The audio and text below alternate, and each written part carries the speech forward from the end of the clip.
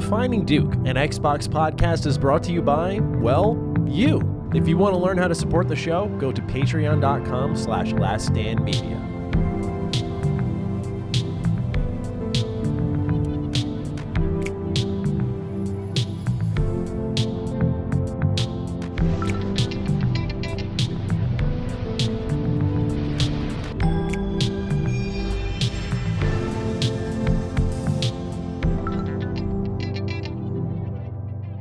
Salutations, everybody. It is Matty here today, and welcome to episode 115 of Defining Duke, an Xbox podcast. Today, I'm joined by the man who will bite back, Lord Cognito. How are you, sir? It was good seeing you this week. Good to see you this week, sir. Yes. It's good to see a fellow Duke in the area. Just randomly strolling around New York City. We just happen to be in the same place. You know what I mean? So random. That's the beautiful thing about New York. It's just so random. Yes, of course. Any encounter is possible. Any encounter is possible. But yeah, good to see you, sir. I'm doing good. A lot of stuff going on as far as content. I'm in PAX East mode, to be honest with you now. Like, I'm really starting to ramp up. That's coming up down the pipe. And then, as you know, seeing things and, experiencing things and news. Sir. So I'm excited. What you got going on, man? Doing well, man. Doing well. For those who are wondering, our fateful encounter was at a little Redfall event. We'll have more on that soon. It was interesting seeing the response to our post, Cog. I was looking at the Last Stand the Discord chat, and some people were even asking about my diet. And I don't know if that's a good thing or a bad thing. I'm like, am I showing up looking like thicker than a bowl of oatmeal? Like, what? Like, are people thinking I'm looking bigger, or what's going on there? So, Cog, you didn't see me at the live event. What was your initial impression when I stepped in that room? You had a glow to you, man. Like, you look like you was doing something right. Like, someone like living right. You like, yo, he eating right. He doing something right. Because we even saw him. He's like, yo, he glowing right now. You guys both said, that's why I want to bring it up. You both said, you got a little glow to you. And I said what, like my new face lotion or something? Like, I'm taking cold showers now. Maybe that's it. I'm curious. Bro, I'm pescatarian now. I don't know. I'm trying to figure it all out. But you felt healthy. You felt energetic. I was like, yo, he got an energy to him. So I'm like, all right. I'm trying. I was excited to be there.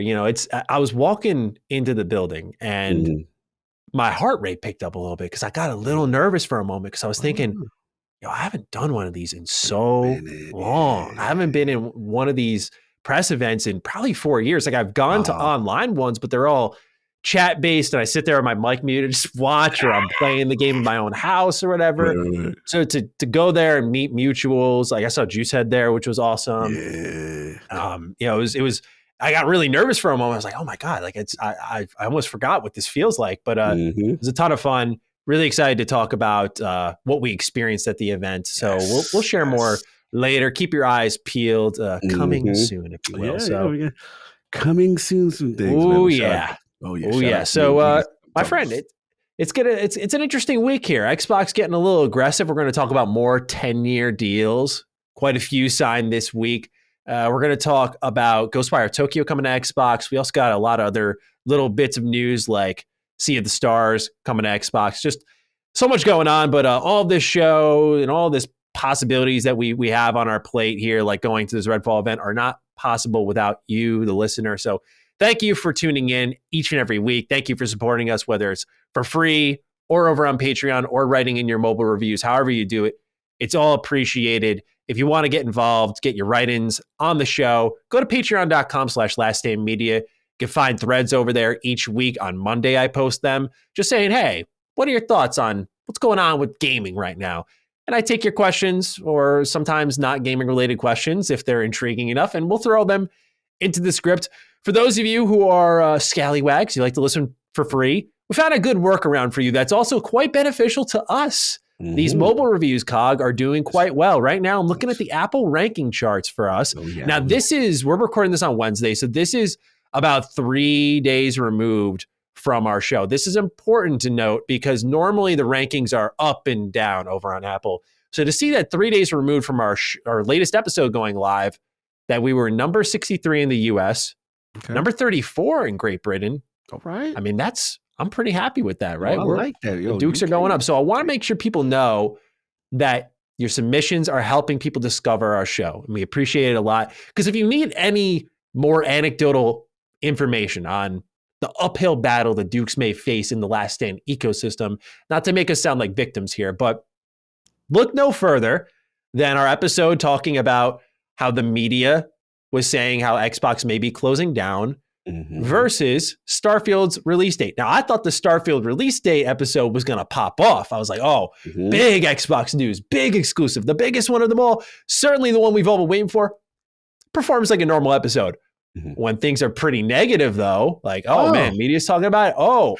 Those numbers shot the hell up. So I bring that all up because I've mentioned before, and I say this with no disrespect, we are in a more PlayStation-centric ecosystem. So the uphill battle's a little more steep for us where, you can look at my channel more Xbox-centric and see how there's a huge incline when something big happened with Starfield, right? Gotcha. So that's the uphill battle I'm talking about. You can go see for yourself. Not like we're struggling out here, but just know your efforts do go a long way in sharing our show, writing in reviews, and all that stuff. So that's the last time I'm going to go through it. I just thought it was, again, a way I could point to you and say, I'm not just saying it to you. You can now see it with your own eyes. Nice. So thank you. Thank you. Let's get some of these reviews read, shall we, Cog? Let's get it.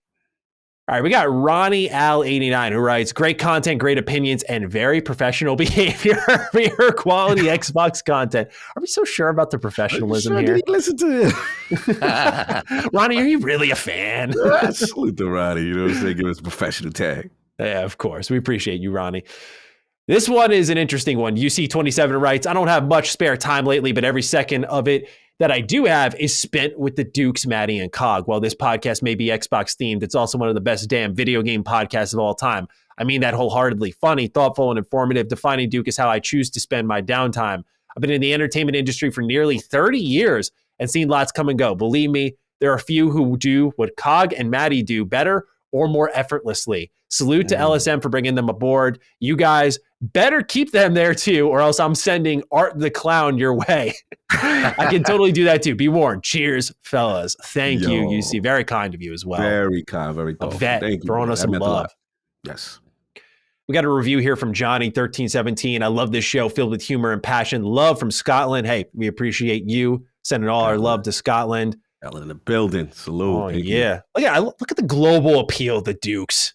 That. Who can't we reach right now? International Dukes. Let's go.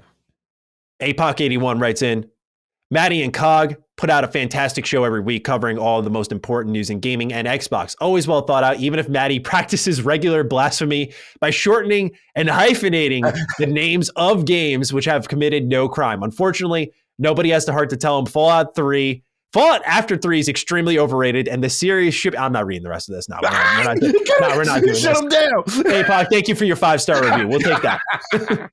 Thank you for your consideration. We'll give him respect. He took the time. He does right. It's extremely overrated. The series should be abandoned to focus on Elder Scrolls, Starfield DLC, and other better properties. Perhaps something new and tactical. # Team Tactics. Now you're foul, man. Tactics. Tactics. Bro, he want Fallout to be discontinued. He wanted out of here. That's what he wanted, brother. Fallout Tactics, like that's the one that most agrees. Like, kind of push it to the side, Cog. It's like it's the semi-canon game. that's what it is. So just put that to the side. Yeah, he was spicy. Mm-hmm. All right, we got a couple more to go through here, and then we'll move on to our regular program. Gigglesby writes, I found DD because all of the other Xbox shows have recently dropped in quality over the years. Matty and Cog have great chemistry and are incredibly knowledgeable about the entire gaming industry and put it all together in an entertaining 2+ hour weekly show for your enjoyment. Thank you. I like that we keep things tight. Yeah, just to continue to pat ourselves in the back here. Mm-hmm. I like that we're always in that 3-hour area. We don't usually go above or below. It's right in that pocket. Agreed. Quad F writes, the podcast is Xbox themed, but 100% not solely for Xbox fans. You'll get honest, balanced news and opinions, which provides an informative but fun podcast. Great job to the boys. Thank you, Quad. We appreciate you. Thank you. This was an updated review, by the way. So Quad had some additional thoughts. So really staying engaged, and we love that. That's what's up. All right. Got time for 2 more. Let's go. Mobile. Roboto Catapos. Right. I've been listening to these guys for a while now. Matty and Cog have quickly become my go-to for deep dives and recent news and releases in the world of Xbox. Real thoughtful insight, impeccable taste, great banter, and a runtime that really allows the boys to unpack what's going on each week. everything from ABK to the optimum number of wipes after a number 2. These guys got you covered. In fact, so much bathroom talk. So sometimes I think the podcast should be renamed to Defining Dukes with 2 O's. Love everything you do. Keep it up. Thank you, Roboto Capados. We appreciate you so much. Funny writing. Much love. Absolutely. And last one we'll do is Tim A, 1994. An amazing addition to the platform, funny to listen to, yet very informative on all things Xbox and gaming in general.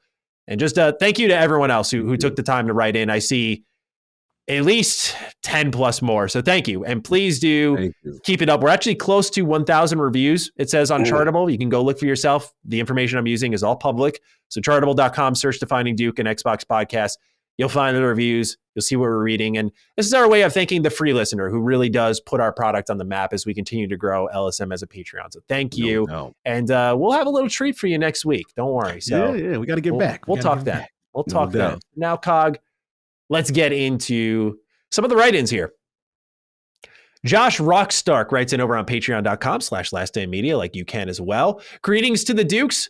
Just wanted to give a shout out to Matty's DKOldies video because I did not understand the magnitude of how nuts that company is. I can't believe they sent that GameCube to you and charged you that much money for it. Instead of packaging the GameCube and sending it to you, they needed to take that thing out back with a shotgun. The Game Boy looked better, but the price for it was still awful.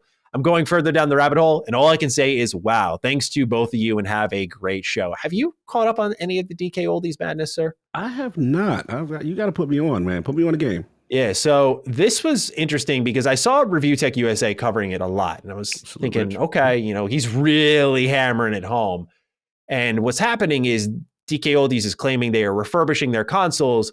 And by the way, it goes far deeper than this. Like people are looking into the legality of it because they put like a refurbished sticker over one of the screw holes. So if you remove it, then you can no longer return it. The warranty is void. And they're doing that because apparently when you crack it open, these consoles have not been cleaned, like they're covered in dust.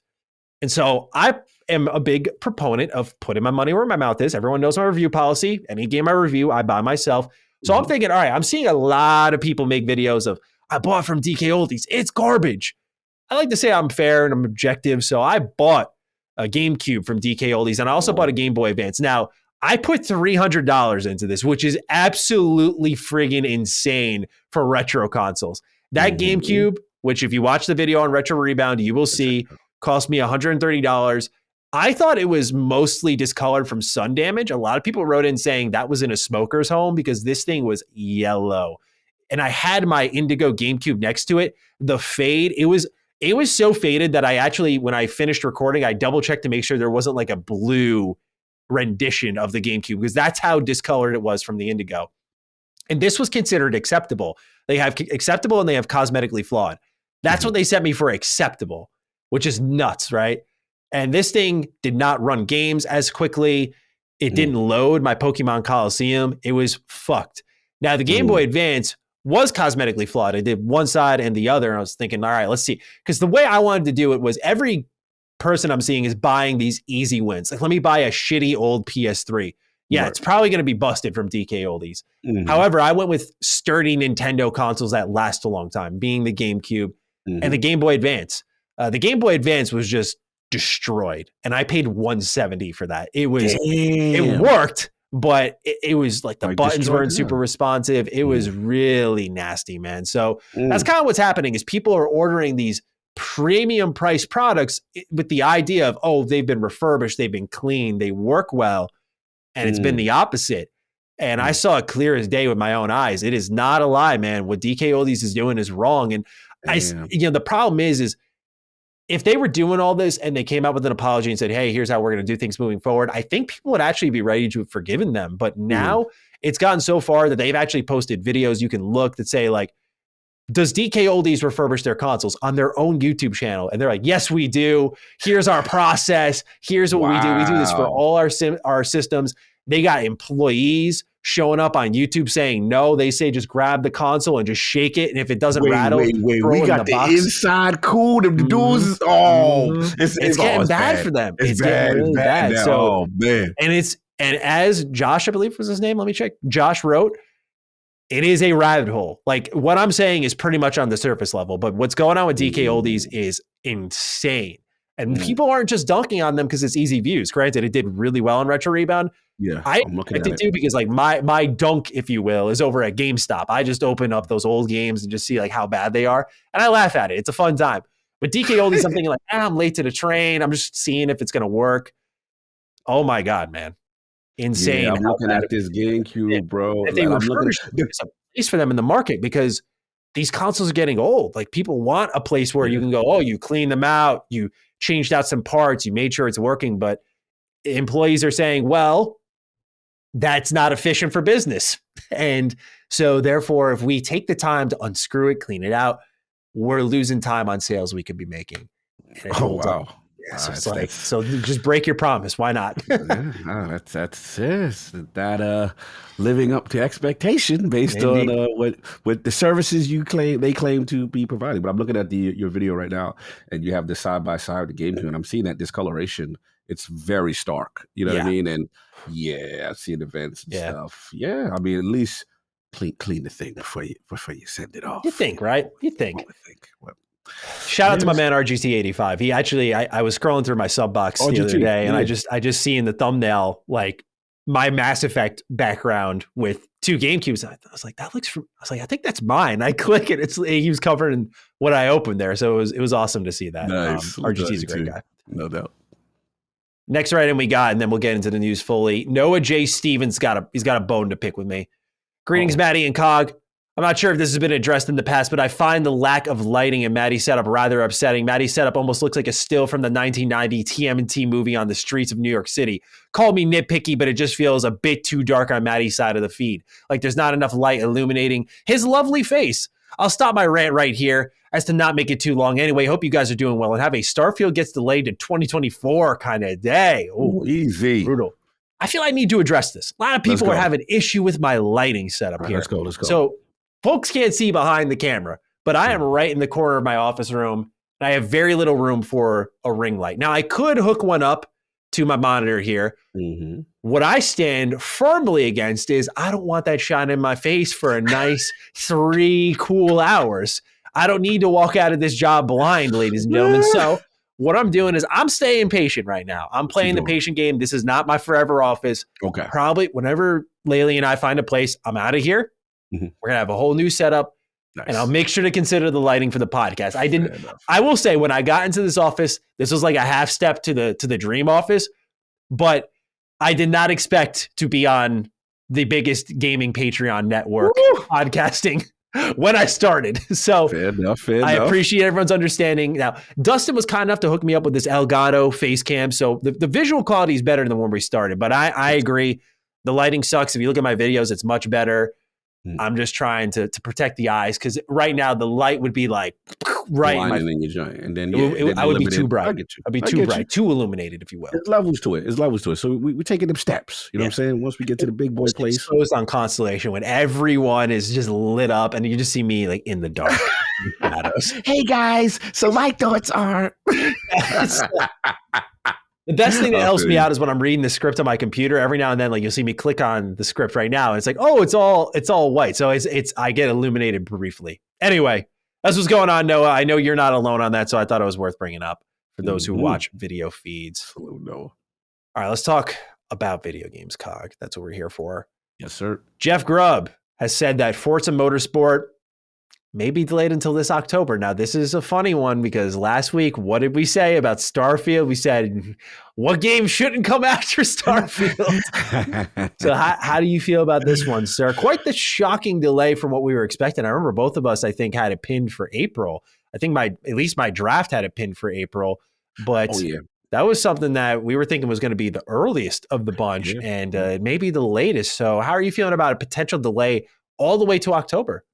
Yeah, this one was surprising because, like you said, we initially figured, Forza, that'll be a top of the year, first half game, get it out the way. I think selfishly, because, we're not the biggest of Forza guys, we're like, our bias may have shown a little bit. Our bias may have been shown a little bit. Like, get that out the way, you know what I'm saying, kind of thing. But look, at least one time, it's a very, very graphical, intense game. And I did feel like when I heard, ray tracing is on consoles, I was like, ooh, that's big. That means that they're really going all out on the fidelity. And I have to admit, it looked really good. Like, it looked phenomenal. So, look, as the motto goes, take as much time as you need from COG. I'm always going to be on that side. The only thing, though, from my Starfield and my Hellblade brethren, because my Hellblade brethren been coming at me, they're getting hope. They're getting excited. So now when they hear another game next to Starfield's latest release date, people go, oh, now I don't know. Could they potentially go September Starfield, October Forza, November? I think they're lining up I don't know if it'll be Hellblade, but I do think they're lining up that kind of back to back. They like it. They even did with Obsidian last year, right? November or September. We got when was Pentiment? Was Pentiment November? I might be thinking of this wrong. Pentiment was like November. Then I'm incorrect. I was going to say I thought Grounded was September and then Pentiment was October, but it wasn't. Yeah. Point being though is I think Xbox really enjoyed what they did in 2021 with just that from August on, they had something coming out of a first party studio regularly, which was pretty exciting to see, plus all of their Game Pass stuff. So I think they're lining up to do that because when you look at what came day one to Game Pass in 2021, like Back 4 Blood, I remember going into it, it's a good pick, but hindsight 2020, I think that was the lackluster bunch, whereas 2022 was much stronger into 2023, much stronger, better performance. So I think if they can line up that similar portfolio throughout the months into December, Xbox seems to like December as well. High on Life, Halo Infinite. Yes. So I think they're not afraid to launch Hellblade there. That would be my guess. I don't think they're afraid to launch it there. But I think if they can fill all of that out, COG, and then have all those Game Pass games, they'd be sitting pretty, first of all. But also, I think it's something that they're looking to do just based off them being the creature of habit they are.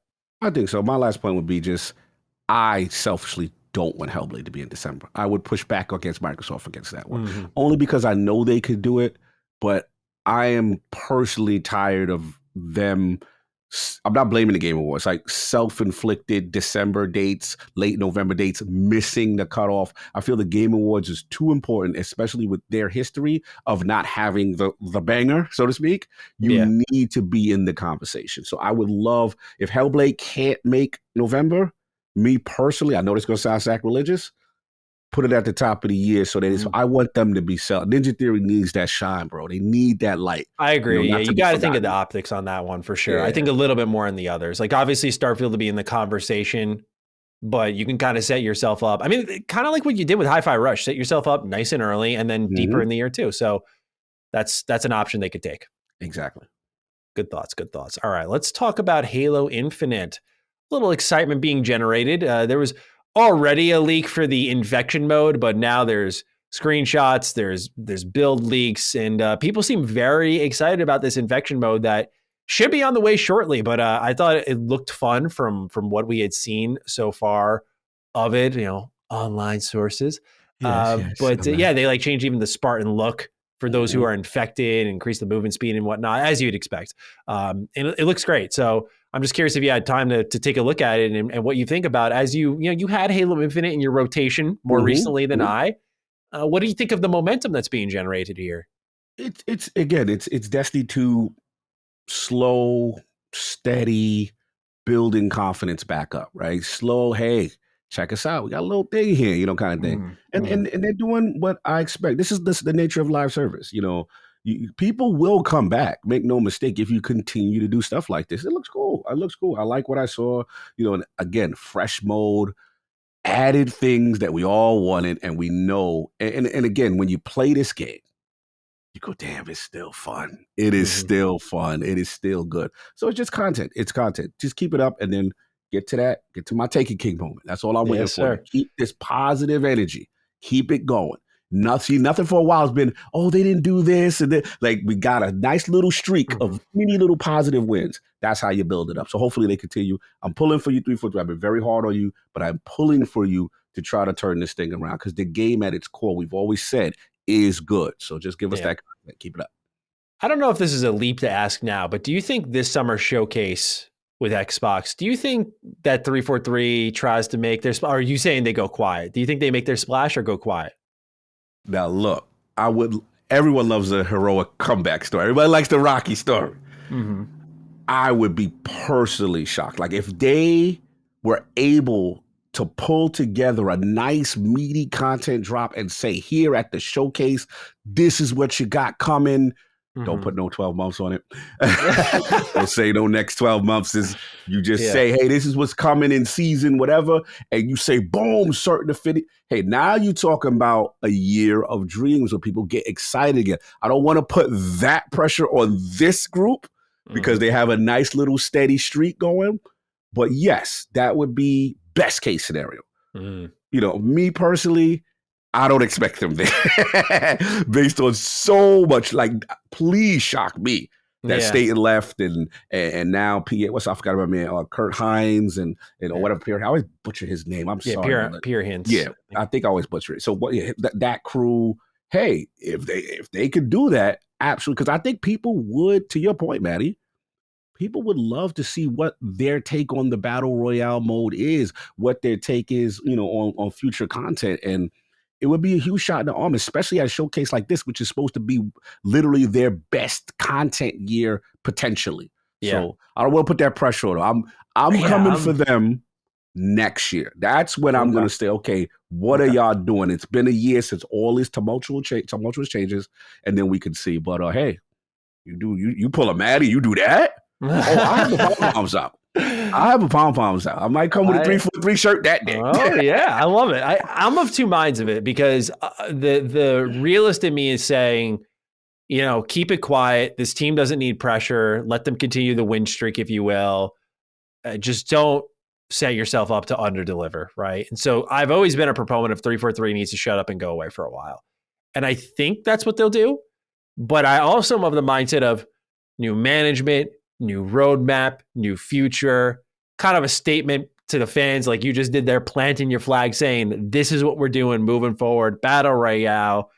I don't think they announced a new game, by the way, but I'm just saying, I think what they plan for the rest of the year, I don't think that's too far-fetched, but I just hope they don't bite off more than they can chew. I hope they stay humble, keep it close to the vest, and just keep setting up the consecutive surprises. I'm thinking, what other time will you have the full stage to get out there and say, until next summer, hey, here's what we're doing. And let's try to rectify what has gone wrong with this brand. It's just, that's going to be the one that I know when we sit down and do our predictions and we have 343 come up on the list, everyone's going to adjust themselves in their seat and say, all right, y'all, what's going on with this one? What do we think is going to happen here? And will it be catastrophic or not? It's our favorite child. Yeah, let's see, man. Look, I love what you said. I would just, if it's ready, I would love for them to talk when they know they have a deliverable and a date that is tangible to reach it. They're close. That's what I want them to talk about. Hey, if they do show something, great. Let's see. Absolutely. And with that, we move on to our next little bit of news here. Redfall's getting a story trailer this week. By the time you're listening to it, it should be live.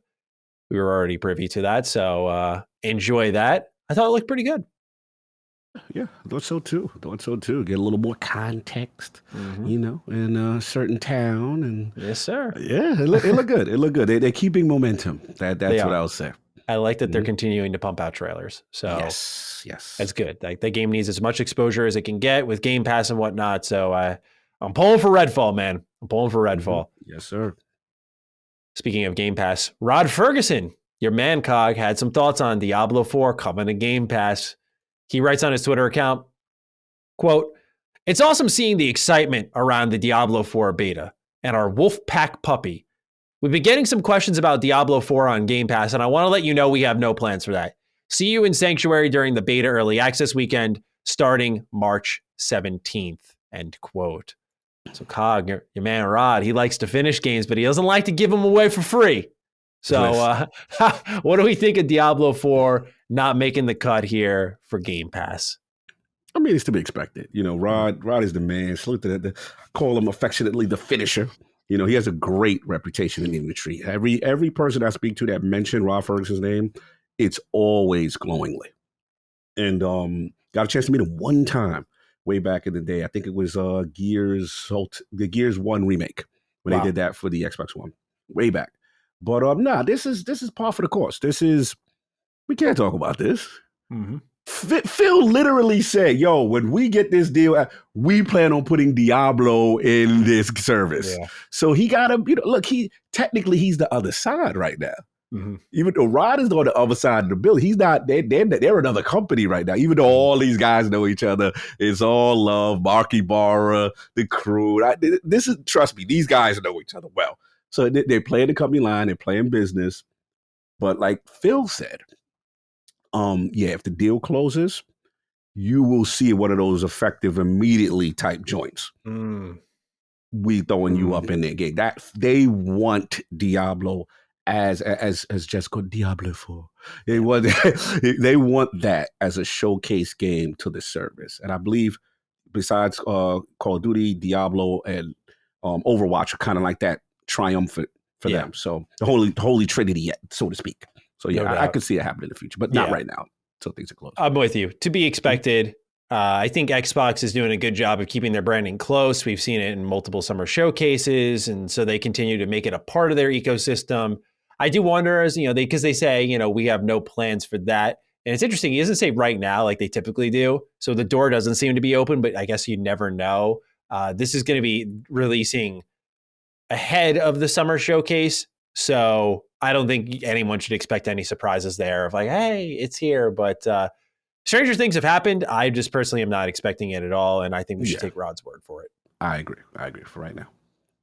Capcom did a little spotlight recently, and there were some interesting reveals there, Cog. For starters, let's talk about the newest announced day one Game Pass game, Exoprimal, which is coming to the service July 14th, day and date.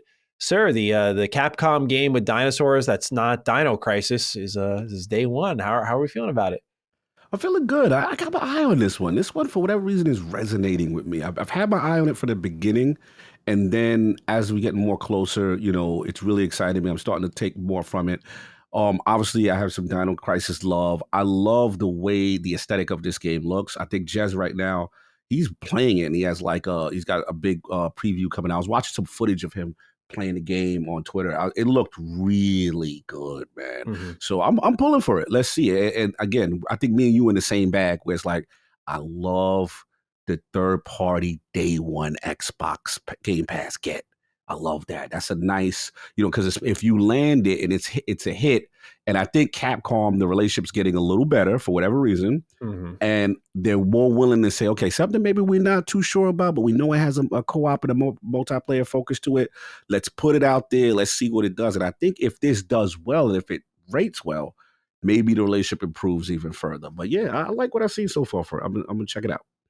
Yeah, I actually have access to the same thing Jez does. I just haven't had time to get into it yet, but I'm hoping to talk about it more on the show, of course, next week, but also on my own channel, because I was already kind of keeping my eye on this one. I'm not going to act like I was super excited for it, but I did like the idea of it as someone who doesn't have any attachment to Dino Crisis. Like when Capcom announced a dinosaur co-op horde game, I thought, oh, awesome. This looks cool. But a lot of people were, where's Dino Crisis? And I get it, right? It's kind of a slap in the face to those who've been asking for another dinosaur franchise for them to make another one here. But I think it looks like a good time. Definitely, I call it the cleansing game, right? We've been getting too many of those single player games. So Xbox is saying, hold up, hold on now. Get your friends involved. Call up Jimmy and say, hey, Jimmy, you want to play a little Exoprimal co-op with me? That's the type of game that like, we're not done yet. We're not done yet. We're still doing this stuff. So I call it the cleansing game right in the middle of summer, dead times, not for Xbox. So they'll be like, call Jimmy up, get him on Game Pass, play Exoprimal with Jimmy. That's what's going on. Shout out to Jimmy. He had all the commercials. Resident Evil 4 got a demo. I saw you had the chance to play it, so we'll talk about that later. Monster Hunter Rise Sunbreak comes to Xbox, PlayStation, and PC on April 28th. I find that one pretty exciting. This is the expansion that came to the game last year for Switch, but now it's coming to all other platforms again, April 28th. And I believe Rise is on Game Pass. So get that, then get the expansion. So that's pretty good. Ghost Trick Phantom Detective is being ported from 3DS to modern platforms on June 30th. And my darling Mega Man Battle Network Legacy Collection will include all 499 patch cards, originally only available in Japan, which can be used in Battle Network 4 through 6. There will also be a Buster Max mode, which amps the Buster shots up to 100 damage, and there will be 1,000 illustrations in the game to unlock. Bring on April, man. This game, man, is one of my most anticipated games of the year. I cannot wait to keep adding to it. Yo, dude, I can't wait. I love what they're doing here. Buster Max mode, I think a lot of people are going to appreciate because I love the world, the universe, the kind of lighthearted story of Battle Network. That game's hard as nails, though. Some of those fights are tough, fast-paced. And so putting the Buster Max mode in, smart. It reminds me of what they did with Mega Man Zero. Mega Man Zero, the first one, God, this has got to be one of the hardest games I have ever friggin' played. This game beat me upside the head until I was unconscious. It was unbelievable. But what's crazy is I played the, quote, easier version that had checkpoints, which they added in with the Zero ZX collection. On the Game Boy Advance, it didn't have that. So you would just get smoked in that game. I remember playing it. I said it in my video on Retro Rebound. I went, if anyone beat this game in its original format, I will kiss your feet because that is fucking insane. Like, you are a god among men and deserve royal treatment for that. But anyway, that's a long-winded way of me saying what they're doing with Battle Network is really good, and I'm a fan of it. Cog, any thoughts on anything else we saw here from the Capcom Spotlight? I love Capcom, what they're doing. I like what's going on. I'm seeing the resurgence. I love, again, that closing the gap with the relationship with Xbox is what I'm looking at this overall. Now things are not 100%, but it's better than Square Enix energy, I would say, with Microsoft. And we'll get into them later. Much to say on them. Much to say on them. But Capcom is a major player in the business, man. It's huge. And I felt the pillars really started to shift. For me, symbolically, to me, what set it off was Street Fighter 6. I was nervous for Xbox. I was like, I'll be honest, I was like, as part of the FGC community, I was like, man, they're going to miss out. PlayStation funded Part 5. I get it. But at the end of the day, this is Street Fighter. It didn't miss the platform, right? Yeah. So to see them right out in front, this is, again, Microsoft's commitment to improving relations, and Capcom is a huge player. You cannot have it. So kudos to them. I like to see more of this stuff. And yeah, it looks great. Yes, sir. All right.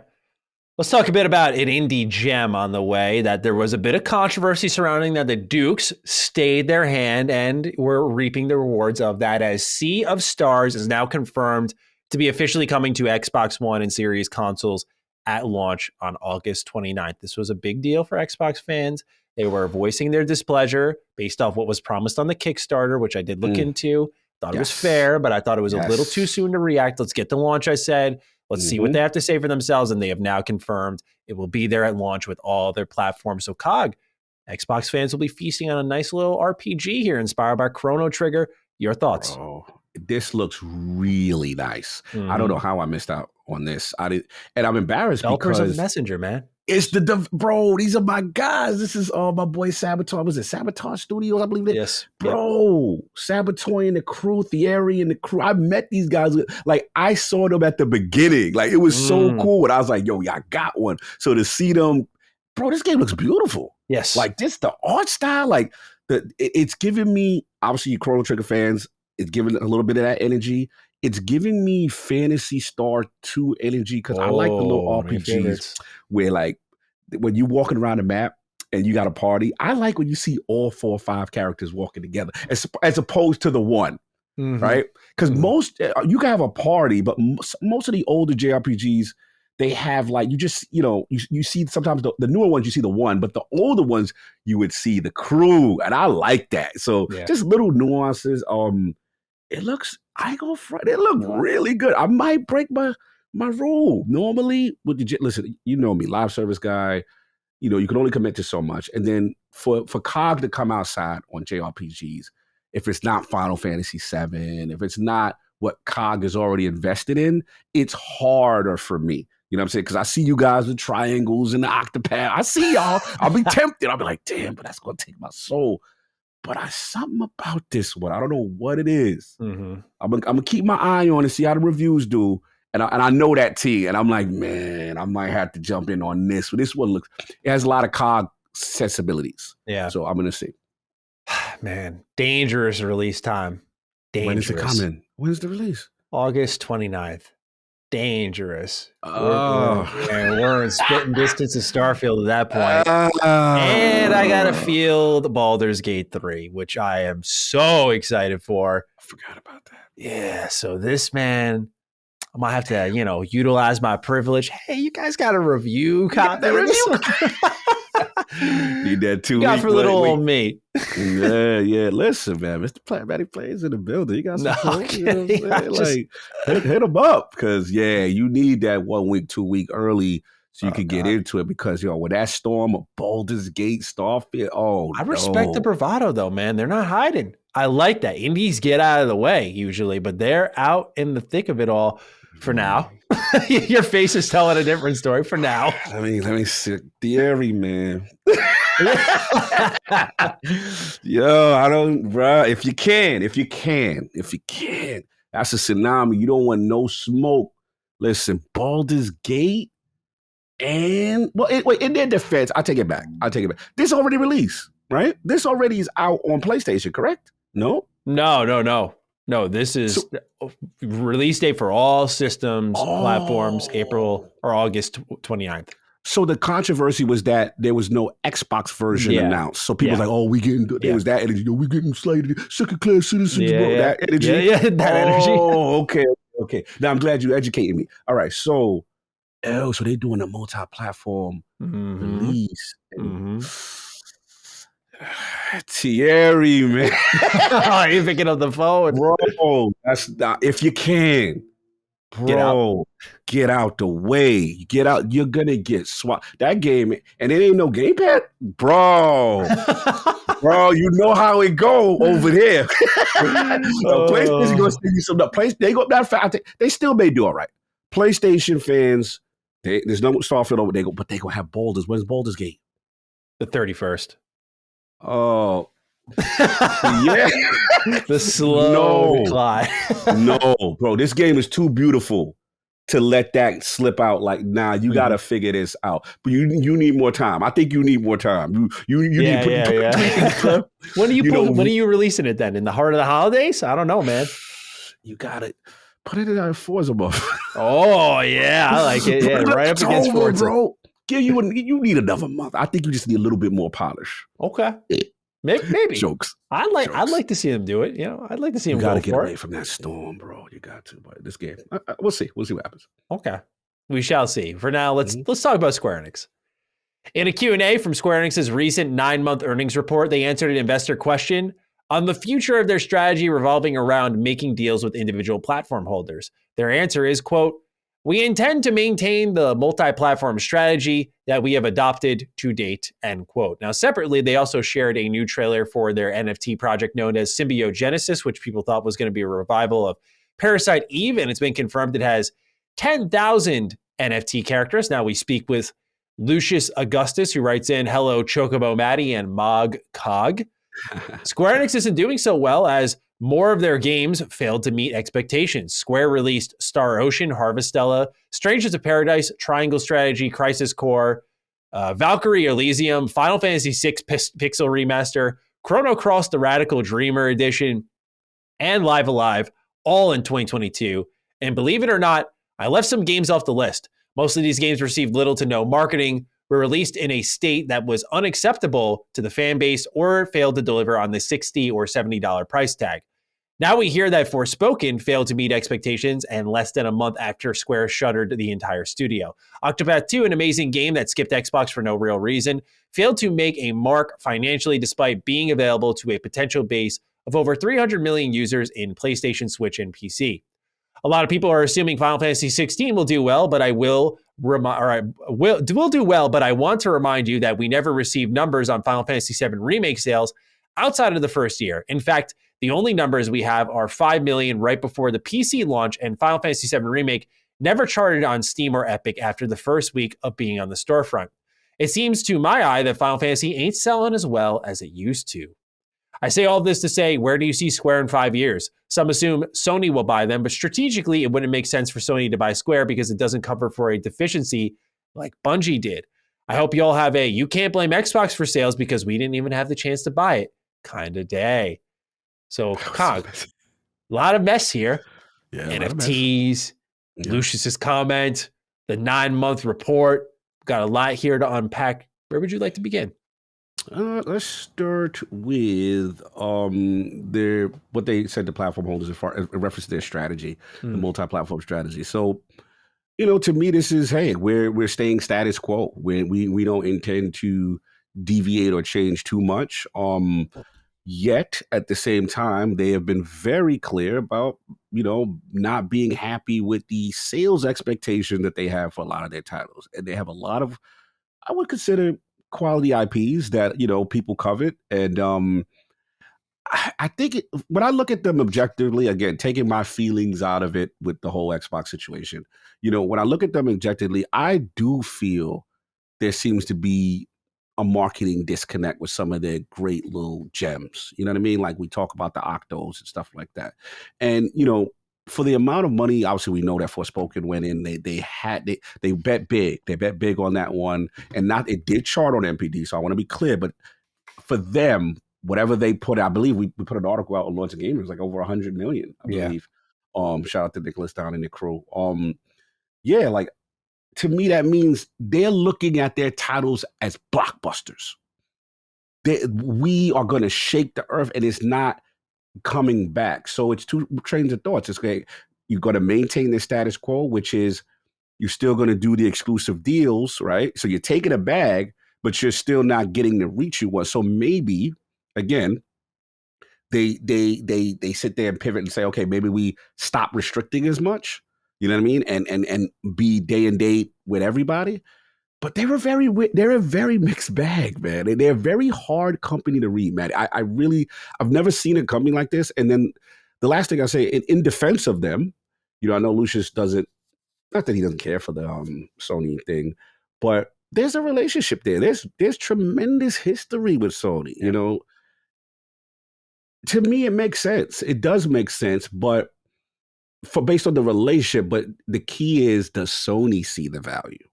Because it takes two to tangle. And I see that Square may want to be acquired because they've been, getting rid of assets here and there. And Crystal was sent packing after Avengers. And, they're in a tough spot. I am concerned for them. As much as they get on my nerves sometimes, I am concerned for them. They've got iconic franchises, superb talent, IPs that people want. But I do feel this mishandling or misjudging expectation of what you have and overshooting yourself. Like, I'm curious what you think here. I'm so conflicted on them. It's such a mixed bag. Where you at with Square Enix? Yeah, when it comes to missed expectations, it's strange because it often has a negative connotation, but the game can still be profitable and miss expectations. Usually they'll change their wording for it, but I just think it's an important thing to note because you could say, we need 3 million sales to be in a profitable state. We expect 5. You missed expectations, but you're still profitable. So that's where they mark it internally as just a hypothetical. I think it's just worth noting because they say it a lot. I think of Capcom doing the same thing. They talked about Resident Evil 7 missing expectations a ton. Missed expectations. That fucking thing revived the series and sold really well and went on to have them do 8, Remake 2, Remake 3, now Remake 4 in about a week. So how much weight does mixed expectations have? It's hard to tell. You've seen EA do a similar thing. It missed expectations. Battlefront 2 missed expectations, but it sold like 9 million copies in the face of an awful PR disaster. So I think at times it's difficult to read those types of things. And I look more at the fine numbers, if you will. So Octopath Traveler 2 is a good example. Like it combined for around 75,000 sales in retail in its first week of launch. Now, Octopath 1 combined for, I think, 115K and was available on less platforms. I think what Square fails to realize is kind of what you said about not knowing what they have. There is no denying, and I know some people are anti-exclusivity, there's no denying that there is a premium, a prestigious allure to games that are exclusive to platforms. And I have no doubt that I don't think we'll get I'll talk about this more in our What We're Playing section. I don't think we'll get a game like Octopath Traveler 2 ever again. Like, not the art style, but I'm talking about the amount of investment they put into that product is insane as they continue to go into it. And I don't think they'll ever do that again because I think they may have put too much into it thinking, oh, we got 3 million over time with Octopath 1. With 2, certainly we'll at least double that. And it will be quicker out the gate. It's been the opposite. And I think when you strip away the kind of Switch exclusive hype, which, again, really was a helpful thing for Triangle Strategy. Triangle Strategy started off on Switch exclusively, million sales. I think Octopath 2 will be a slow burn. I don't think it's a failure. But what also people don't realize is, Octopath 2, like every 2D HD game or HD 2D game, has demos, and those demos allow you to load your save when you buy the full version. So many people are probably going digital with this game. Okay. So I think it's just, what I'm trying to say is it's very easy to, I think, read too deep into things and misunderstand numbers and act like we know more than we actually do. I think a game like Forspoken was a clear flop. Square Enix has said as much. But I think something like Octopath 2 is something people are overreacting to because of everything else surrounding Square Enix. Like Live Alive was definitely a high effort project, but it's a super niche series with very little marketing, and it sold over 500,000 units. And they posted those numbers, and they were proud of those numbers. And that's millions of dollars. Like that's a $60 game, 5 million copies. That's 30 million in just raw revenue before you account for profits and whatnot. But that's a lot of money. So just scale that up for all these other games. So it really depends on how they manage their projects. I think what's hurting them the most, Cog, is they're going all in on the wrong things. Like they were smart to go all in on Octopath 2. You have a lot of data to say Octopath 1 did well, Live Alive did well, so did Triangle Strategy. Let's throw a ton into the sequel, the best selling of the bunch. Whereas going all in on Forspoken, Avengers, and so on, mismanaging your Western division, I think that's what's hurting them. And I do think they're gearing up for a sale. To Lucius's comment, with games like Valkyrie Elysium, yeah, that was a weirdly no marketing at all type of title. There was what was the game that was very tactics-like that you were interested in? That also came out. Yeah. Oh, was it Diofield Chronicles? Yeah, I believe it was that, right? That one came and went. So it's a mixed bag. And the problem with that is the internet likes to put it all under one banner when I think it's a lot of contributing reasons personally.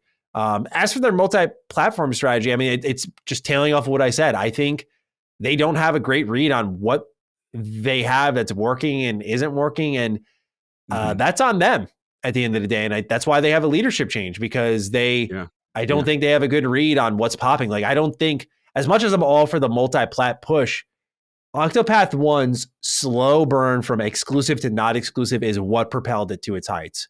It started off as this rich, exciting exclusive. Word of mouth helped it a lot, as it will with the second game, but its inaccessibility made it attractive. And that's what exclusives are all about. And as it came to PC, as it came to Game Pass with Xbox, it just became more and more exciting. And I have no doubt they'll probably do the same thing, but it's going to be a limited, gradual expansion of that. Right now, it's just going to be Xbox, Game Pass, you're done. That's it. So that's my take on it. I think their strategy, I understand why they're going to do it, because it's worked for them. But I think when they don't read their products right, it blows back in their face tenfold, as we've seen now. So it hurts their current strategy. But when it works, like that association with PlayStation and Final Fantasy, I get where Lucius is coming from. I think Final Fantasy is doing just fine, though. The reason Square is probably around is because of Final Fantasy 14, as far as I'm concerned. So that's how I read all of this. Yeah, it's going to be a big release for them. We got to see how it charges. But, prior to your point, prior to that, maybe they are satisfied with the other numbers for like the Octopath and things like that. But I am concerned with the big names. I feel like the big name stuff that they've put a lot of marketing behind, that they have publicly said it was a miss. I mean, with Guardians of the Galaxy single player, they were like, "There's another one." Yep. Yeah, they were like, "Hey, we did all we could." Right? And, when you hear that, you like, yo, so I don't know, man. And then you do have a regime change at the top. Yeah. That's symbolic, but we got to see. We got to see, man. We got to see. I mean, there were times they were smart. Like, I think Outriders with Game Pass, that was the smartest thing they could have done for that game. That game didn't really have a lot of hype, a lot of concerns. And they said, throw it in Game Pass, take your money. And that game became way more relevant because they got the zeitgeist of this was the first big third-party day one drop on Game Pass, and no one saw it coming. So it just immediately became far more relevant than I think it ever would have been. So they have a good read at times, but when they don't, I think it hurts them a ton because of their mercenary-like behavior. All right, System Shock Remake is actually a game I backed on Kickstarter years ago. Will be released on May 30th for PC with console versions planned, but they're unsure where it'll be. This has been a long road for this game. I remember when I backed it, Chris Avallone had said he was writing for it, and I love Chris Avallone's writing, so I was just like, okay, here I come. I got to see what he's writing years ago again. But here we are finally, months away from System Shock Remake. Apparently, it was supposed to be releasing this month, and they moved it back. So a little bit too quiet for my taste as a Kickstarter backer, but, just letting everyone know what's going on there. Are you planning on checking this one out? Yeah, I'm not part of the backing, so I'll have to see safely from a distance what's going on there. But I'm just watching. I'm just seeing the cut, see what's going on. That's it. Got you. All right, so that's what's going on with System Shock Remake. This one broke, I think, a day after we recorded our last episode of Defining Duke. Suicide Squad killed the Justice League. It has been delayed from its original May 26th release date, marking yet another setback for the game. This is according to a report from Jason Schreier of Bloomberg, where an anonymous source says the game is getting bumped back to, quote, later this year, end quote. Meanwhile, Jez Corden said on Twitter, much of the same, that it would be getting bumped back to, quote, Q4-ish, end quote. So what do you make of this, man? I mean, we see this game months away. It took up a huge slot in the recent State of Play. The reception wasn't very positive. And now they are reportedly, I don't think it's official yet either, delaying it to deeper in the year. That's not enough time to undo things. And I kind of think it would have been smart to stick to their guns. But I'm wondering, you like your live service games, what's your read on them taking maybe an extra half a year for this game? Wow, they took that feedback very hard, that reception very hard. Because I remember the questions. I remember people were writing in, what I'm saying, to the Dukes and saying, yo, that wasn't it. Like, a lot of people were like, yo, I don't want that style of game for this. And to your point, I agree. I don't know how much you can theoretically change from your core gameplay loop at this point. So I'm very curious what the changes they think they are going to implement. So they haven't put out an official statement. No, right? They haven't put out an official statement. Nothing yet. Official. Nope. Right. At least at this time of recording, by the way. As of recording, yeah. So internally, that they're doing some type of polish, some type of shape up, but how much can you really change? So I'm a little concerned about this one. I mean, not that you're not supposed to take public feedback to heart, but it's almost like, hey, we're taking our thing away right now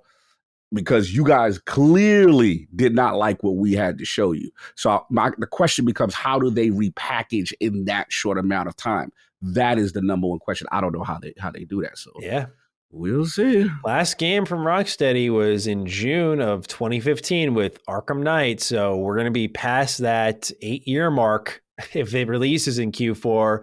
And I think it's because WB needs this to be a game that does extremely well. Gotham Knights did chart and probably did well, but it definitely wasn't reviewed favorably. I'm curious what the actual impact of that is. I imagine it didn't do as well as it could have done, and that came out a lot of potential.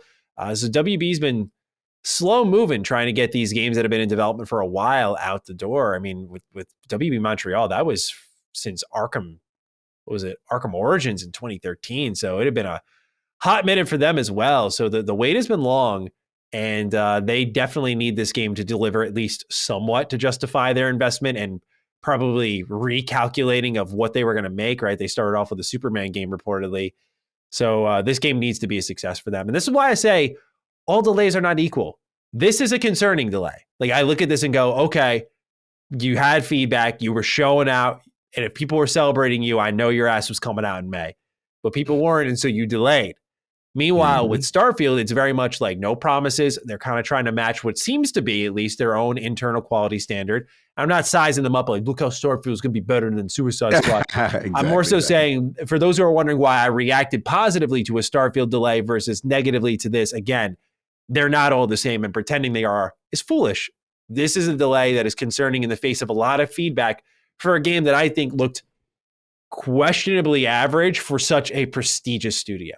A team that brought us free flow combat, brought us a third person shooting live service game. That's concerning. Yeah. No, I agree. And I'm shocked, to be honest. The reason why I'm shocked, I thought they would more commit to what their new vision is and say, hey, you guys didn't give it a shot yet. You'll love us when we drop. So there's some internal discussion. And usually that's, up top by the publisher. That's usually the publisher that says, hey, got to pull back. Let's rethink about things. So we'll see. So we'll see when it's official, what their reasoning is. I'm curious to see this statement, but they've been quiet since their state of play. Last bit of news, and we'll talk about what games we're playing. Just a small note here for Bethesda. It seems like they may have a success on their hands in the making. Mighty Doom. 1 million players have pre-registered to play. So folks seem interested in this one, Cog. And I'm sure Xbox is like, ooh, mobile game. Nice. Hey, what's that you're doing over there? Yeah, Xbox is liking this kind of stuff. I thought, like I said, the initial trailer and stuff was cutesy. It was funny. You know what I'm saying? It's definitely, this is not a COD game in any respect at all. But there's a lane for this. There's a whole, generation of gamers that really play these mobile games. So, salute to the 1 milli that pre-registered. Let's see how they do. And with that, Cog, let's talk about what games we're playing. Normally you go first. Mine's going to be quick because, I'm talking about Octopath Traveler. It's the main game I've been playing. I'm 50 plus hours in. I love this game. I don't know what new things I can really say about it other than it's a gift that keeps on giving. Like, that's the main thing. I'm just continuing to love the stories, continuing to love the new content, the new classes, the new everything. The level of effort here is stupendous. And what I'll just say again, to reiterate what I was talking about during our Square Enix section, is I don't think we'll get a game like Octopath Traveler 2 again. Like, I think we will get these HD 2D games, and I think we'll get pixel art games like Sea of Stars, but for all Square did wrong, they did so right by this game. It's not even funny. If people want to have some level of faith restored in Square, go play this game. I think this is where they're in their bag. Like, when they're working on these more traditional JRPGs, it almost is like their comfort zone. Like, they take liberations in the right areas. They take risks in the right areas. This is all of that in one. So the way it's fully voiced, like pixel art games are just typically not voiced. So it's fully voiced from top to bottom, right? Side content withstanding, but like the main story, fully voiced, well voice acted at that. The amount of sprites, like, for example, sprite work, you have, when you attack an enemy, you see the standard weapon. No matter how many times you change your equipment, it's not reflected in the sprite work because you have to make a whole new sprite sheet for that. It's a lot of effort to just change out the weapon. And that becomes exponential when you have all these party members with all these different weapons, all these different classes. So there's different outfits, different weapons, different looks. And they did all of that, bro. They did all of these combinations. It's sickening the level of effort put in here. The minute detail was covered. And I love how much visual feedback I get from that. The game was already pleasing to look at, but now seeing, as you did in the first one, okay, I'm wearing the warrior, I'm using the warrior job. Therefore, even though this character's an apothecary, now they got this warrior garb. They look different. And the weapons I use are different. Like, they're bigger, they're smaller, they're different colors. Again, the level of effort here was not spared. And I think that's important to call out, because if this game is not a runaway success for them, I don't think they're going to triple down in a third one and really pour everything into Octopath 3. I think they're going to play it a little more safe if they do go that far. But this is a game that I think is special. I think should be celebrated. And I'm just having an absolute blast with it. Taking my time. I'm really just soaking it in. It's like a book for me. The way the stories are delivered are in chapters. And each chapter is about, it could be 30 minutes to an hour. So I'll just do a couple a night, and I'll kind of explore the world, do some dungeons. And it's literally like reading a book to me, man. Just a couple of chapters, close it for the night. I'm savoring this. Nice. This is an experience, right? So really loving Octopath 2. As I said, not much more to add on top of it other than my personal belief on where we're heading with Square Enix, and that this is a great game. And if you have a PlayStation, you have a PC, you have a Switch, do at least give it a look. I have a full review up on Retro Rebound. If you're curious, it's about 26 minutes. So, Cog, the rest is you, man. What have you been playing? Yeah, man. It's that time of year. It's like fall. This is, the big expansion, and obviously there was controversies regarding the narrative, but we already discussed. Yes. And for me, the expansion is truly judged by the culmination of the raid. The raid that is tied to the expansion, to me, I look at that as a whole package before I make my final determination on what I feel. And what is it? Root of Nightmares is this latest raid. It's tied loosely based on something that happened in the story. You're going inside this pyramid that the Traveler had shot. And apparently there's a ghost-like haunting figure that's been kind of looming through the story, speaking to you. Bungie's done some really unique cues that I've never seen them do storytelling-wise, which is we've heard about a fictional character called, this is not a spoiler because everyone knows, there's a fictional character called Nezarec who's been in the lore, who's been in the dark, and we were like, who is this Nezarec? We have exotics from the Warlock that's called Nezarec Sin. And what's cool that they did prior to the raid coming out is if you'd wear any Nezarec equipment in different patrol zones on Niamuna and stuff like that, you hear, take a point, when you don't have it, you'd hear these murmurs, unintelligible murmurs and stuff, like something's talking, and your ghost say, hey, what's that? What's going on? Kind of thing. But if you have any of Nezarec's armor on, you actually hear this imposing feeling, like, you guys don't know what you, like that type of spooky energy. So I'm like, okay, a little haunting story, whatever. So you start it. And this is my favorite activity. The reason why I play Destiny to this day is for the raids. The raids is when I realized this game is something special. And this is a solid raid, man. It's a solid raid. Now, we got great pantheons of raid. I'm not there yet. We did it. It's a challenge. But I will say what I like is save the narrative is my big question for you. Obviously keep going, but that's like my big one. I'm going to say no. The reason why is because this raid, in my opinion, narratively is a self-contained story on something that we knew about in the past that is a byproduct of what happened. Like, it ain't moving the story along. But I will say this. You learn through the antagonist how important Savathun the Witch Queen was to the whole circle. That was the juiciest raid bit I got.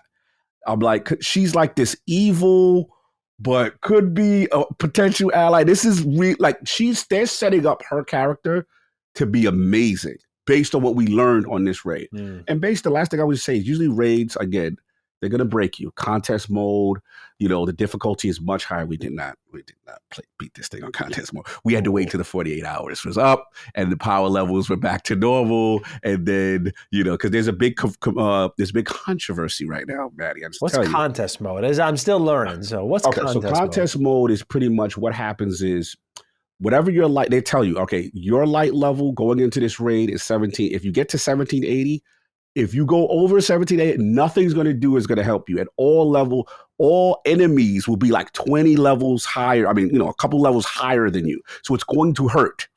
So when it's in this difficult mode, basically they put it 48 hours. And let's see who's the world first. What team of 6 can beat this raid? And then they get the coveted, the belt. They get a special emblem. It's a thing. It is community. They go, the Twitch streamers are on. Everybody's like, who's world first? Who beat it first? Who, what I'm saying? That kind of thing. Okay, what part of it? Oh, everybody's looking at it. Oh, I'm on the third encounter. They on the second counter. It's that type of energy. Like Destiny raid world first energy is one of the most fun competitive things. And it's generally, in the past, it's been a select kind of group. But lately, once they added contest mode, right? Which again, usually let me keep it real. The hardcore YouTubers that play this game full time, they know all the they grind out. They have these high power levels, so they'd be so much stronger than the casual Joe. So they would always win the older raids. They would win the world first. But once they enabled contest mode, where it's like, hey, streamer, even if you go over this level, you're not going to have any advantage over lowly Matty and his team that is 1780 as well. Yeah, sorry. Like disrespect. Sorry for the disrespect, but it's like, Bungie put this in to kind of even it out a little bit, right? And then you start to see a couple of new names. But the controversy is the hardcore guys are complaining. They're like, this is too easy. Bungie needs to make it harder. And all I will say is this, respectfully, streamers, and I love y'all, and y'all the hardcore, you guys give us the information we need to beat these raids sometimes, and strategies that are super effective, right? But the reality is you guys are like the 5%. And the reality is that's your full-time job, bro. Like your full-time job is playing Destiny. So to complain, to say that it's too easy and Bungie's catering to the casuals, I don't feel is the right way to go. That's just COG where I'm at with it. Love y'all. But that's it. I will say, like I said, solid raid, great mechanics, different energy, a lot of verticality. And my last point I'll say on it, one of the things that Destiny raids have gotten a little formulaic has been symbol remembering. Everyone's calling out symbols and all these things and all these weird names. Finally, a break from that. So I liked it. Solid raid. I would say it bumped it up a little bit, but not to the point where I think I still kind of have it in the middle with Beyond Light. It's the third best Destiny expansion. Okay, so not bad, not amazing. Not amazing. Yeah. Solid experience. If it would have been a great raid, I would have really bumped Lightfall up further. Like, if it would have been like, oh my God, this raid was from start. There was a couple of parts where I was like, okay, this is they just extending it with these long jumping puzzles and all this other stuff. But other than that, solid raid. Good job, Bungie. Lightfall still probably stays where it's at. Now, the other thing I was playing was, that Resident Evil 4, man. That chainsaw demo. We got the number one Resident Evil protagonist back where he needs to be. Shout out to my man, Leon. Everyone knows Leon is the true de facto Resident Evil character that we all love. Yes, you know what I'm saying? So I'm sorry, I'm a Leon fan. Like, of course. And I feel, the best Resident Evils he just happens to be in. Resident Evil 2 is my favorite. Resident Evil 4 is one of my favorites. So it's just so good to see, man. I didn't think I would like this update the way I did. Like, this is like, man, that hashtag just one energy, the light source and going through the dark hallways, gun in your hand, the graphical. Like, I actually get more context on the characters and what's going on based on how much better it looks and visceral it looks. They got the little parry things, a little weird. I got to get used to that. You can parry things, chainsaw it out. Okay, fine. But it looks good. It looks good, man. I ain't gonna front. Like, I'm really feeling it. And I think that this is going to be another smash for them. And now to me, it's like, okay, what you going to do next? You going to go straight to 5? You going to do Veronica? What you doing next? Like, this looks good, man. So it was good to see. So yeah, that's been pretty much it, Yeah. For me. Yeah, I played it as well. I thought it was a good time. I'm very much looking forward to the full release of that because I played Resident Evil 4 for the first time in 2021, I want to say. Like, it was a while ago, but not as long ago as many people. And I thought it was just great. Like, I thought it lived up to the hype entirely. So I'm excited for this remake.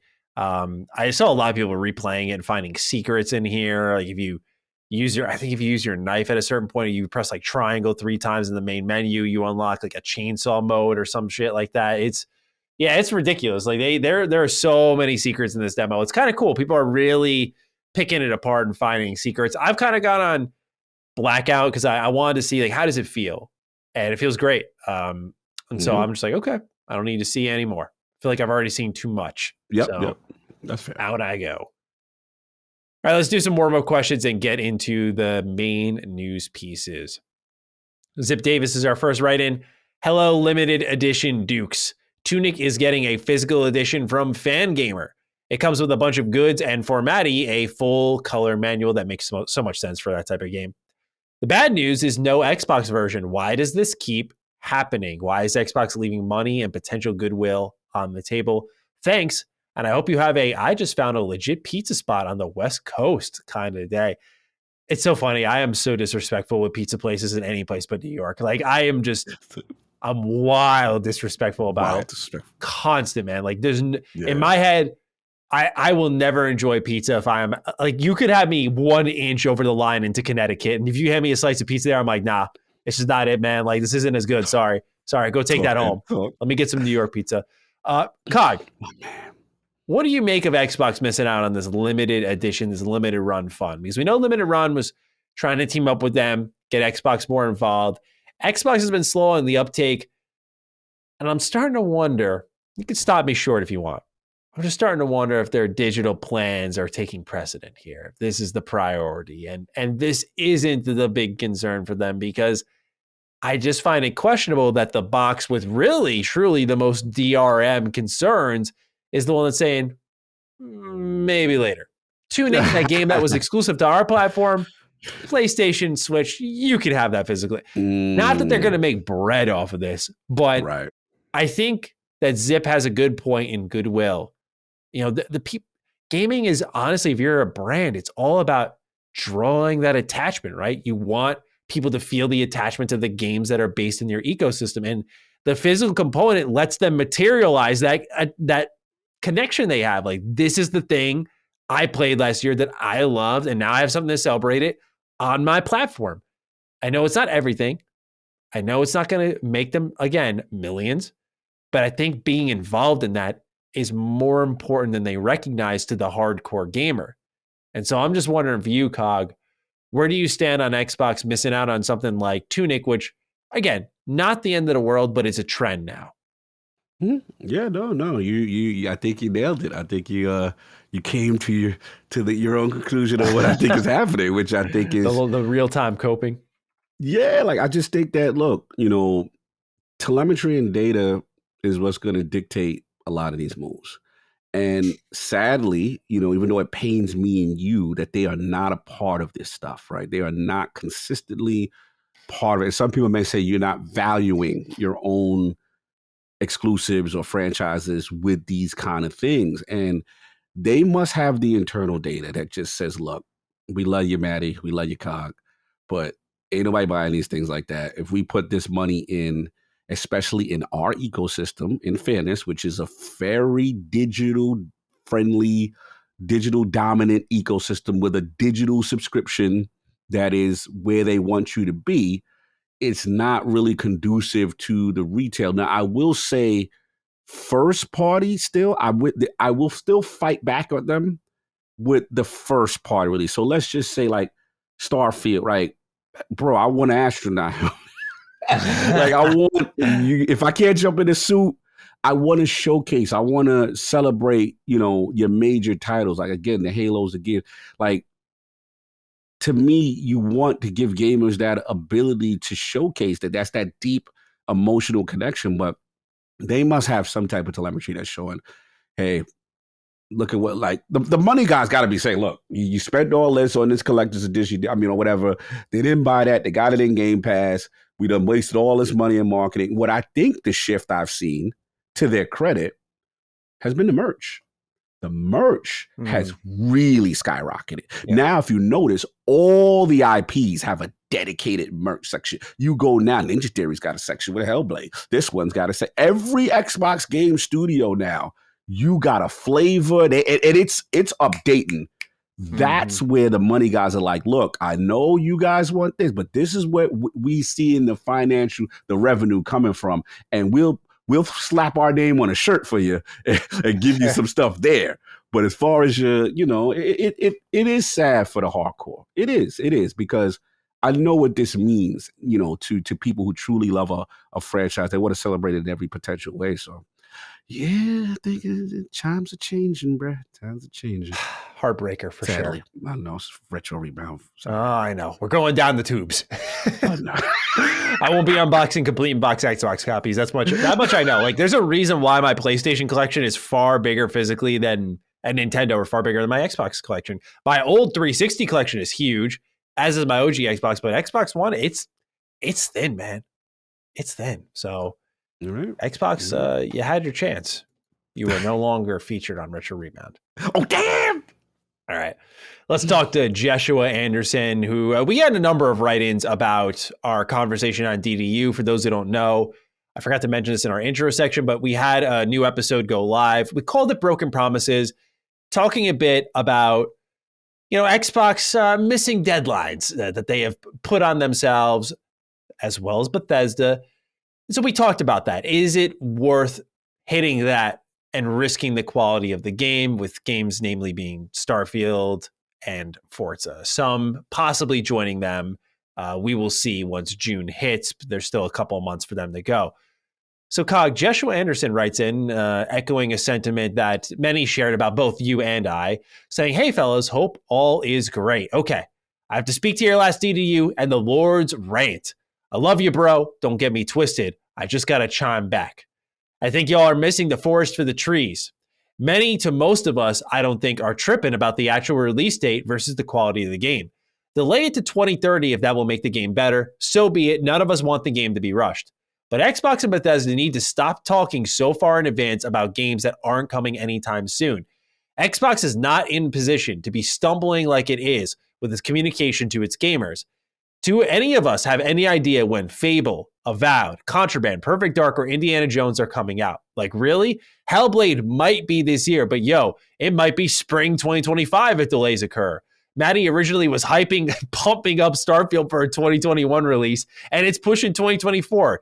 Yes, that's just him, but Xbox is so quick about revealing games. Can we blame Matty or Colin for years saying, where are the games, Xbox? Bethesda is not much better about talking about Elder Scrolls. I'm just saying PlayStation and Nintendo don't do this stuff. Anyways, I expect the game to be awesome. Have a delay your game like Skull and Beyond Good and Evil Bones kind of day, Joshua. So, Cog, message was targeted at both of us. He started off with you. I think it's only right you open this one up. Yeah, shout out to John. I like what he said. We're not too far off from where, his feelings are. I just think that it's two schools of thought here. And he is correct when it comes to, hey, the self-inflicted part, Xbox and Bethesda, which we beat into the ground, you shouldn't have put out this release date twice, so to speak, with 11/11, and then the next 12 months games you're going to receive from the Xbox Bethesda Showcase 2022. We get it. Self-inflicted. They deserve that smoke. Absolutely. Where I differ is gamers be like, yo, you're showing it too early, right? The problem is they are not afforded to not know what's going on based on the Xbox One generation. Let's just be fair. It's just the slate ain't fair. Because if we hold them to the same standard that we're holding Nintendo and Sony, they ain't telling you nothing either. Let's just be honest. Like, if we look at right now, you tell me when factions, and I hate to do, I'm not trying to do whataboutism here. I really am not. Mm-hmm. But the reality is, because of their track record of actually delivering quality games whenever they do come out, there's no question, there's no tiki torches. Yo, bro, I'll be honest, like, I'm really waiting for factions, right? For Last of Us. When the hell is that coming out? Like, wasn't that supposed to be coming out the same year as the game in 2020, I believe. Exactly. So again, but when you make Ragnarok and you make, Spider-Man and you make, so people go, okay, you know what? We know it's going to be good. It's patience, guys, patience, right? But there's this one group that since the Xbox 360 era, they haven't had that success. So I do empathize with them. There's a part of me that's like, that maybe, yes, theoretically they jumped the gun too early and showed us all the games Joshua said, right? They showed us Perfect Dark way early, whatever.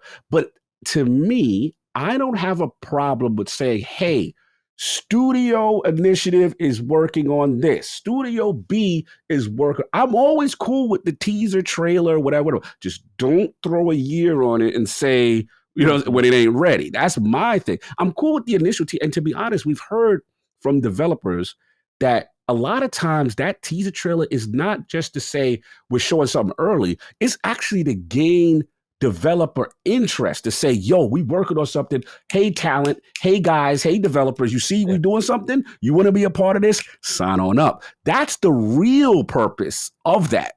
And a lot of gamers lose sight of that. So my last point is, as far as, where the games, fair, I get it.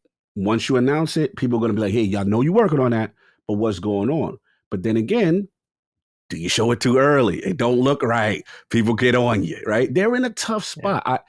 They have no one to blame but themselves, right? And at the end of the day, what my thought process, I'll end it with this, is I need these games to be good. So if they need the extra time, shut up, and that's it. We don't see you no more until you're about to come out. That's kind of where I'm at right now. But I'm probably on an island on this. I am okay with the Avowed teaser trailer, but for first, I'm okay with the Fable. I get it. People are like, yo, where they at? I like that they shut up, because even the last point I'll say, Matt Booty had a statement about playground games. Going by the studio, yo, Fable looks great. Yo, let's show them that. Playground's like, chill, bro.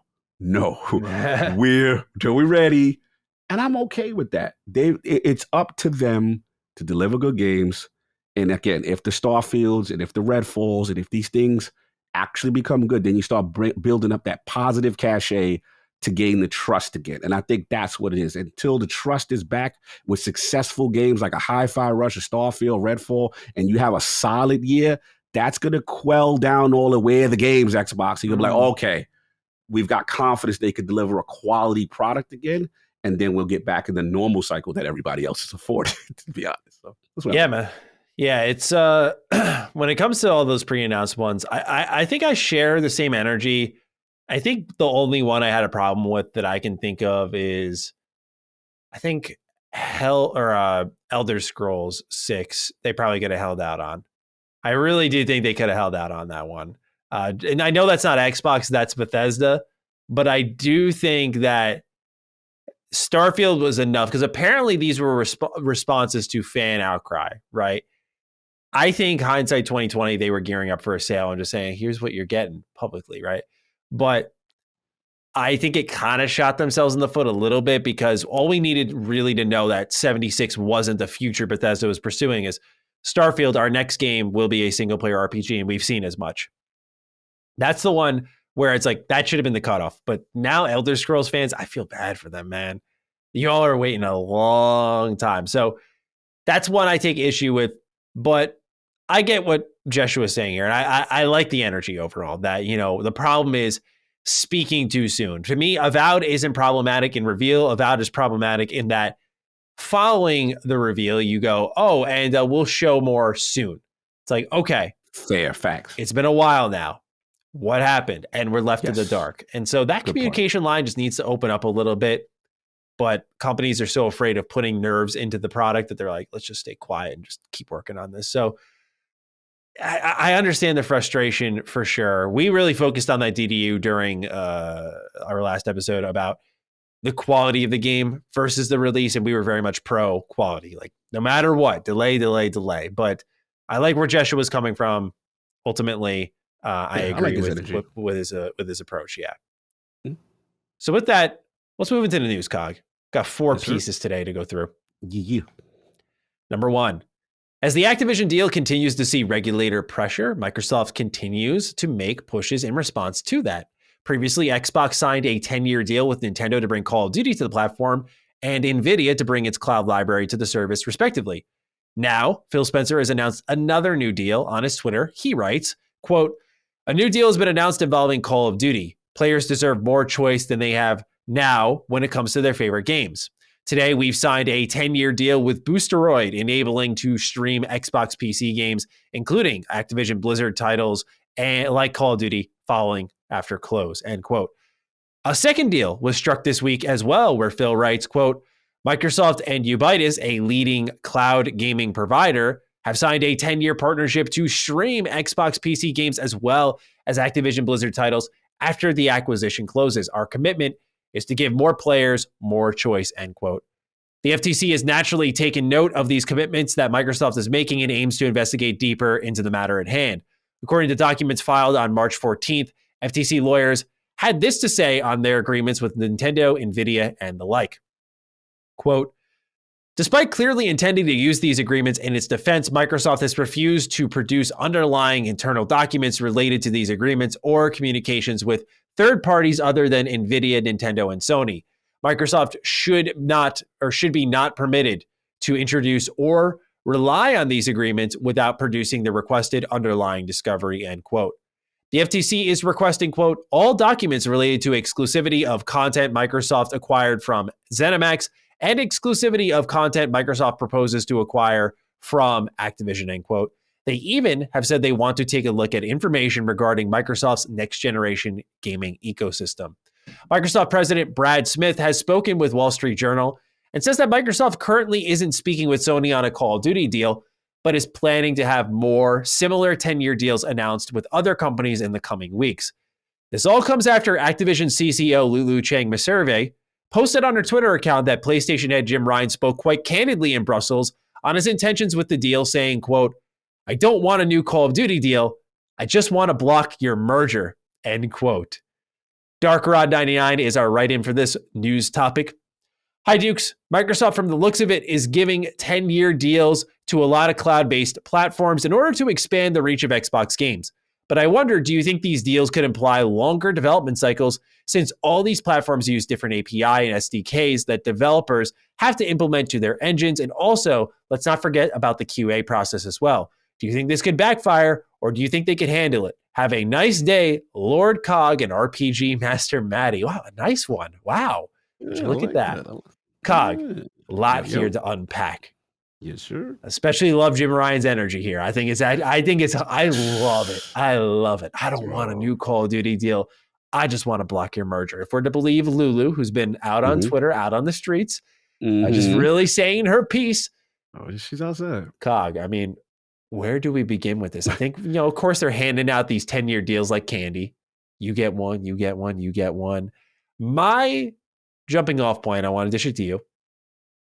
I think they're trying to put PlayStation on an island. Something we've said for a while on this show, but I don't think the intentions became clear until now.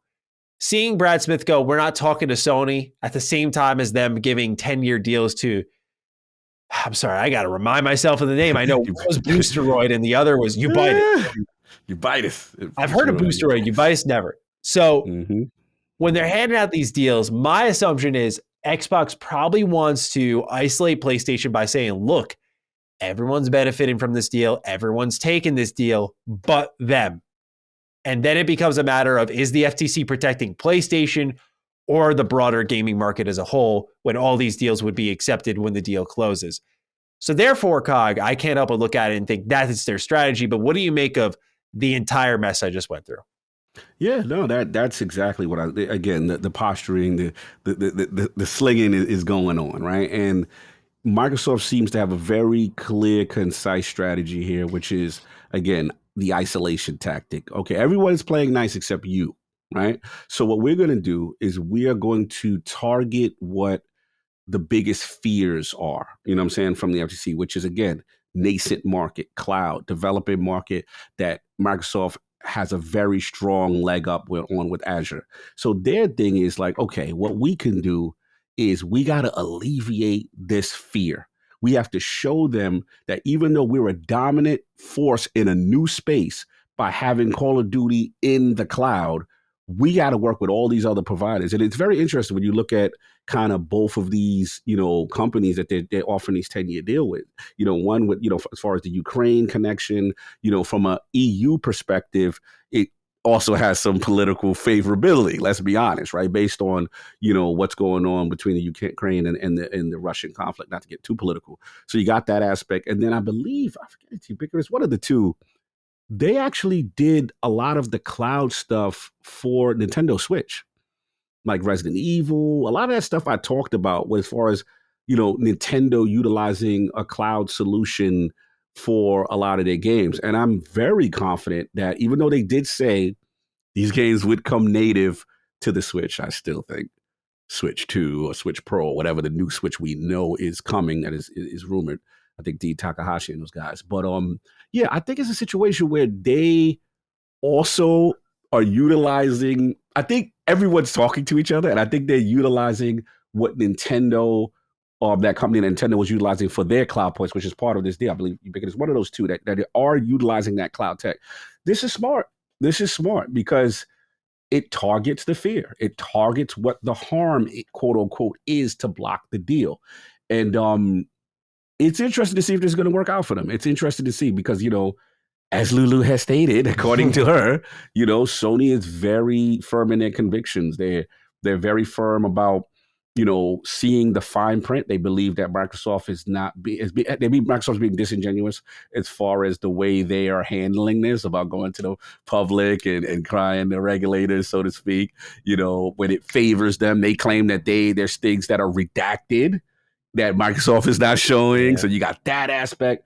And now you also got the aspect, the last point, as far as the FTC saying, hey, Microsoft, we need to see more information on specific deals and things. Mm-hmm. So look, they're doing their due diligence, on that.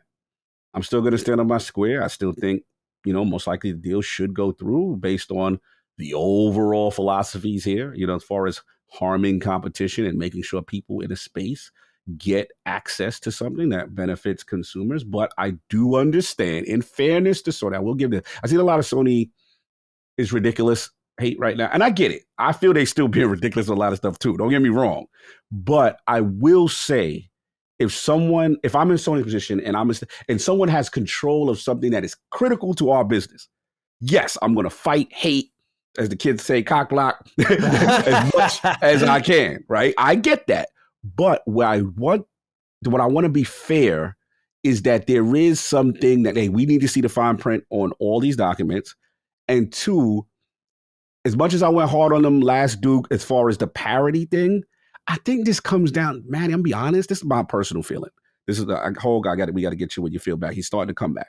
But I think a lot of it if they're going to lose out, they need explicit verbiage. You will not have a version that is more parody than ours. You will not. It's like, you losing. So it's like, you got to get every I dotted T's. So if we go out, it's going to go exactly how we want it. The only risk they run is if this strategy that Microsoft, like Matty said, to isolate them on an island, and this would be kind of funny. And the EU and they say, okay, you know what, Microsoft, that's great. Deal done. And then Sony did not agree. And then Microsoft said, well, oh, you don't like it, huh? We're good over here to exclude you. Yep. That would be kind of funny. It's not going to happen. But it would be funny. In an alternate universe. It would be spiteful. Yeah, to be spiteful. Their behavior could change on a dime the second that the deal gets approved. They could just be like, all right, like, we're not appeasing you anymore. I mean, they could. I don't think they will, but they could. I don't think they will at all either. But it would be funny. Brad Smith rescind the envelope. Yeah. All right, this is the envelope we have for you, but since you don't want to play it, hey, the deal's approved and you still don't think it's good for you, we're good on you. That would be funny. But again, that's messy. That's most likely not happening. I just think this is the ultimate in negotiation, posturing, and hardball.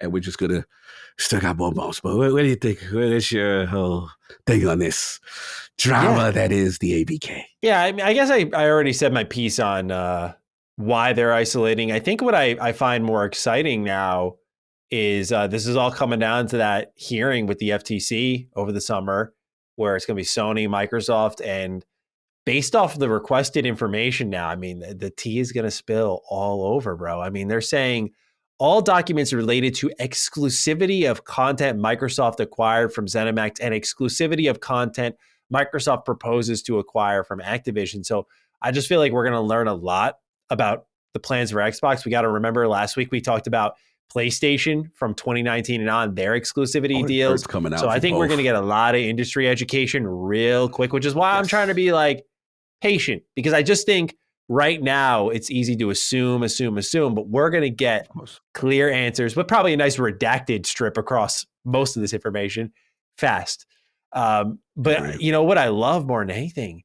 What you like? I actually love PlayStation being so candid. I really like how they're just like, we don't want the deal. This is what we want. And I think that makes things clear now that we were talking about, oh, maybe they want in perpetuity. Maybe they're looking for an even bigger Call of Duty deal.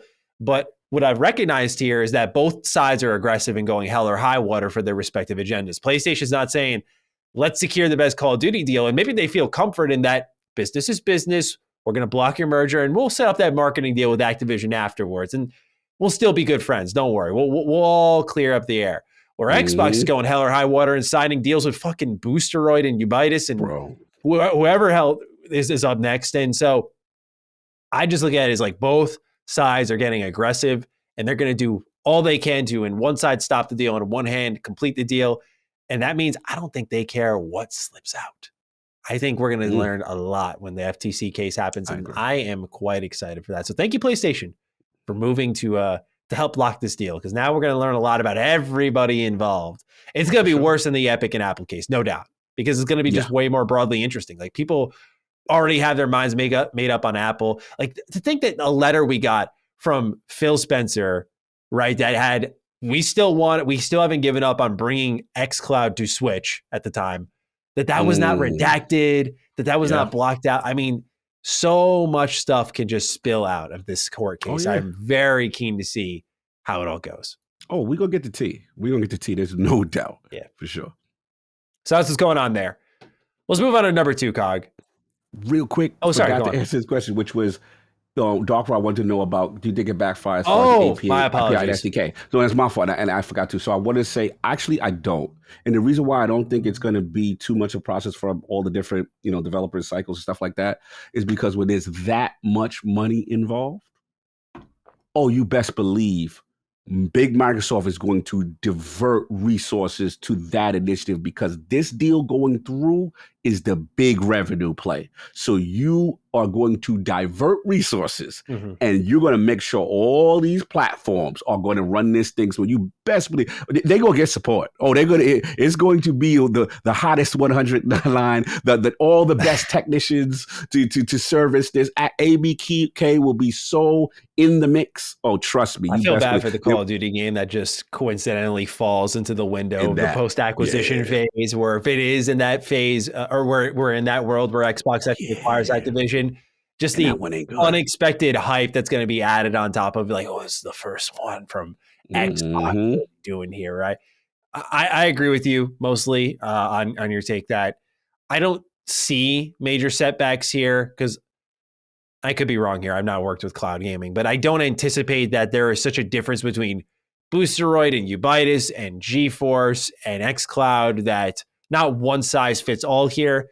But I imagine, given that they're all cloud gaming versus like extremely different hardware, it should be manageable. And I think that's the most important thing that we note. With it being Microsoft, they can hire the people, they can figure it out. It's just as long as it's manageable and they're willing to manage it, which given that this is the central part of the deal, optics have to be nice. And I think they're going to go to the efforts of making sure everything's nice and tidy. Yeah. Can it backfire? Always, Dark Rod. Always. But that's my 2 cents on it. And apologies for almost missing your item. For those who are audio listeners, I stepped away real quick and came back. So my headphones are off. So it slipped me. So apologies on that, Dark Rod. Now we actually move to number 2. Xbox has clarified their plans for this summer. After reports swirling that the big 3 platform holders would not be on the show floor at E3, Xbox has now made that official in a statement to IGN. Here's what an Xbox spokesperson had to say, quote, "We can't wait to host our Xbox Game Showcase on June 11th, and we'll share more details later. We also look forward to co-streaming our event as part of E3 Digital and will not be on the E3 show floor," end quote. So what are they doing? Well, last week Xbox if I could speak, last week we learned of a Starfield Direct that would be sitting around the same timing as Xbox's usual summer showcase. It has now been confirmed by Xbox that both showcases will take place on the same day, with Xbox's summer showcase going first and to be followed by Starfield's developer direct. Dylan writes in, "Hello, fellas. Last week, the Starfield Direct and Xbox Game Showcase were announced for June 11th. Obviously, we got all excited, but I think we overlooked one thing. It's called the Xbox Games Showcase and not Xbox and Bethesda Showcase. I could be looking too much into this, but does this mean that Bethesda studios are officially one under Xbox, or do you think Bethesda has nothing to show since Starfield or Redfall will be out and Starfield has its own event later on that day? Thanks as always. Have an A1 day." Cog, a lot to unpack here. We actually had a brief conversation before we get into Dylan's writing. We had a brief conversation last week, which would come first. And I believe you were on the money here that Starfield would go after the showcase. I thought they'd be split up. I got to stand on my square. I think it's a bit of a mistake here. I'll get into that more. But you, as the Lord who got it right, how do you feel about this? Of course, sharing the day with the Starfield Direct. And what do you make of what Dylan wrote, that it's called the Xbox Game Showcase right now, not Xbox and Bethesda, perhaps consolidating because new family member may be on the way. Too long of a name, not for branding.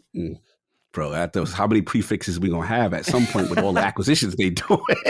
The Xbox, Bethesda, Activision, Blizzard, cake, like it's gonna be, it's a little too much. So I think that is probably part of the case. We have to now consolidate. They still will, in my opinion, operate as separate houses underneath the main banner. They're still their own thing in itself, but they're working together. So as far as the initial part, which is the showcase, not being on the E3 floor. That was bold for them to actually say, hey, we're not going to be on the ESA's floor, even though we're kind of on that board and we ain't doing that, right? So to me, that's a major shift because they have historically always still been a part of that. Even in the dark days. So this is big. Mm-hmm. This is concerning for the ESA because I don't know how they handle that. Who is going to really take up that mantle as far as third parties and who's willing to pay boot space? And, this stuff's not inexpensive at all. Mm-hmm. So that's for the ESA to figure out. Now, as far as Microsoft's plan, the verbiage is interesting. We can't wait to host our Xbox Game Showcase on June 11th, and we'll share more details later. Even though they're saying they're not going to be on the E3 floor, there's still a part of me that says that they're going to be at the Microsoft Theater in person, potentially. And that theater, I've been there. Like they have stations, they have setups. You could show games and have stuff in your building as in if it's like an E3 setup. Right. Where you have the fans come in, it's a fan fest, or anybody that wants to come in during that week and say, hey, Microsoft's building, the Microsoft Theater is still doing something, come check us out. So you got that aspect. And then the second part, which is the June 11th thing. There's a part of me, I did get it right, but there is a part of me that does empathize with you in the sense that, like, look, I like that Starfield is separate. There's a part of me that's like, that's a lot in one day. You're going to put it out afterwards. You're going to put it out separate. Selfishly, I would have liked Starfield before that, away from that. Selfishly, right? Then there's the other aspect, which is, okay, maybe you got a lot to show. I'm trying to be positive here. Maybe you do have a lot to show. And to have Starfield have it, you feel like it's such a big deal, it needs its own thing separate, gives me a little hope for the main showcase. Mm-hmm. Gives me a little hope for the main showcase. This could backfire. We got to see. This is a very unique thing that they're doing. I think it does well if you have surprises, if you have a couple of moments, you have some big things, and you showcase some games that really look fantastic. And then you go boom. And by the way, you still got this other thing coming after the show. And we're going to deep dive with Todd. And you make a monster splash. So this is something different they're doing. We got to see how the execution is going to be. So I'm curious of your thoughts because, this is your baby all on one day. And I don't think Matty's energy is feeling good about this. Let's go. I can't support this. I just think it's too much. And I know some people will say, well, what's the big deal in that? My guess is the reason they're cramming this all in is I will predict that Starfield will be playable on the show floor wherever they host it. I think that's the reason they want it there during that week, because I think it will be a playable experience, which is very different. Usually Bethesda does a hands-off demo at previous E3s. And when it's hands-on, they didn't do anything like that for Fallout 4 at all because they didn't need to. But I think Xbox functions a bit differently. 76 they did do hands-on for because there was a little more doubt in that product. I was a part of that. With Starfield, though, I think that's part of the reason why. Like, get it there on the show for 3 months away. Let the impressions rip. Let people go crazy with it. That would be my prediction on why they're cramming it in there. Otherwise, here's how I look at it. You're watching the showcase, Avowed. It's coming next year. See you then. Here's the gameplay you've been waiting for. 10 minutes later, Starfield's up. What are people going to be talking about? I just think eventually you're washing away the zeitgeist for yourself. And I'm just using Avowed as an example. But I can't help but think that putting your biggest game of the generation, I know that's my thing I've been saying for a while, but we'll just say for the general public's sake, a very important, highly talked about video game just south of your big game showcase, you just stand the chance to wash out anything anybody has the chance to talk about because it's so immediate. And I think that's just problematic for their marketing. Let the word of mouth take over. Let the high on life surprise people and have people dissect and talk and have things bubble up. And I would say a week later, come out with the Starfield Developer Direct. I know we've waited long enough, or a week earlier. One of those two. Spread it apart. That's like PlayStation doing their whole showcase and then coming out 10 minutes later By the way, here's a 30-minute deep dive on Spider-Man 2. That's insane. Like, why would you ever split that shit up is how I would look at it. I just can't help but think you're going a little too heavy-handed now. And I think this is a reactive heavy hand because the Xbox fans have not enjoyed a good feast in a while. So we're going to enjoy this. We're going to eat goddamn good, no doubt about it. But I just think personally that if we're talking about the future, do not stack your most anticipated games direct right there with the showcase. Because I don't think Starfield will have a problem finding air. I think it's going to be talked about a ton. Okay. But other little things there, Cog, we know what happens. They're forgotten. We watch 20-minute directs and things are forgotten. Now we're talking about Microsoft's usual like hour-plus showcase plus another likely 30 of Starfield. Shit's getting forgotten. That's just the reality. And I don't like that approach. I don't have the comfy here. I'm shortening that word. I don't have the comfy here that Xbox is doing the right thing on this. And I think they should split it up. I'm not talking major. I'm talking a week. Just let Starfield have its moment because I think, this will be my capping point. Starfield shows up, we'll say June 4th, right? Okay. Here's our developer direct. They show it off. It's exciting. It's the talk of the town. You got a nice week of Starfield talk. And part of that excitement is fueled by what's next. What's next? We already have the kind of cap to the year for Xbox solidified. Maybe that's Forza. We kind of have it solidified. But what's coming up next? And that's kind of what this showcase does. But now you have, here are all these things now in the future. Who knows if they do the whole next year. And then Starfield's like right after. And they're like, by the way, the thing you really fucking care about is coming in 3 months. And here's a nice half-hour showcase of that. Am I rambling too much here? Maybe. But No. I love this because this is the first time we go really push back and disagree. But I can't co-sign the mindset. But push back, put me in my place, Cog. Because clearly we never do that. This is good. Like, I know where you at with this. Like, you like, yo, that's too much on one day, right? You could space that. I guess the pushback would be, one, dude's been starving out here, right? So 2022 was barren. Like, bro, we need biscuits, we need water, we need something, right? So I get it, right? Okay. So it's like, all right, so then there's another part of me is like, we've been so negative with them, and rightfully so. They didn't much to deserve outside of a top of a good year with Hi-Fi Rush and stuff like that. But 2022, we still, a lot of sore feelings, let's be honest, right? Understandably so. So what if the mindset is like, you don't even know what we about to show y'all. We've got so much for y'all that we theoretically could not move Starfield out of that wait till y'all see type energy. And I know that's a big ask based on their history, right? And this is big pie in the side. I get it.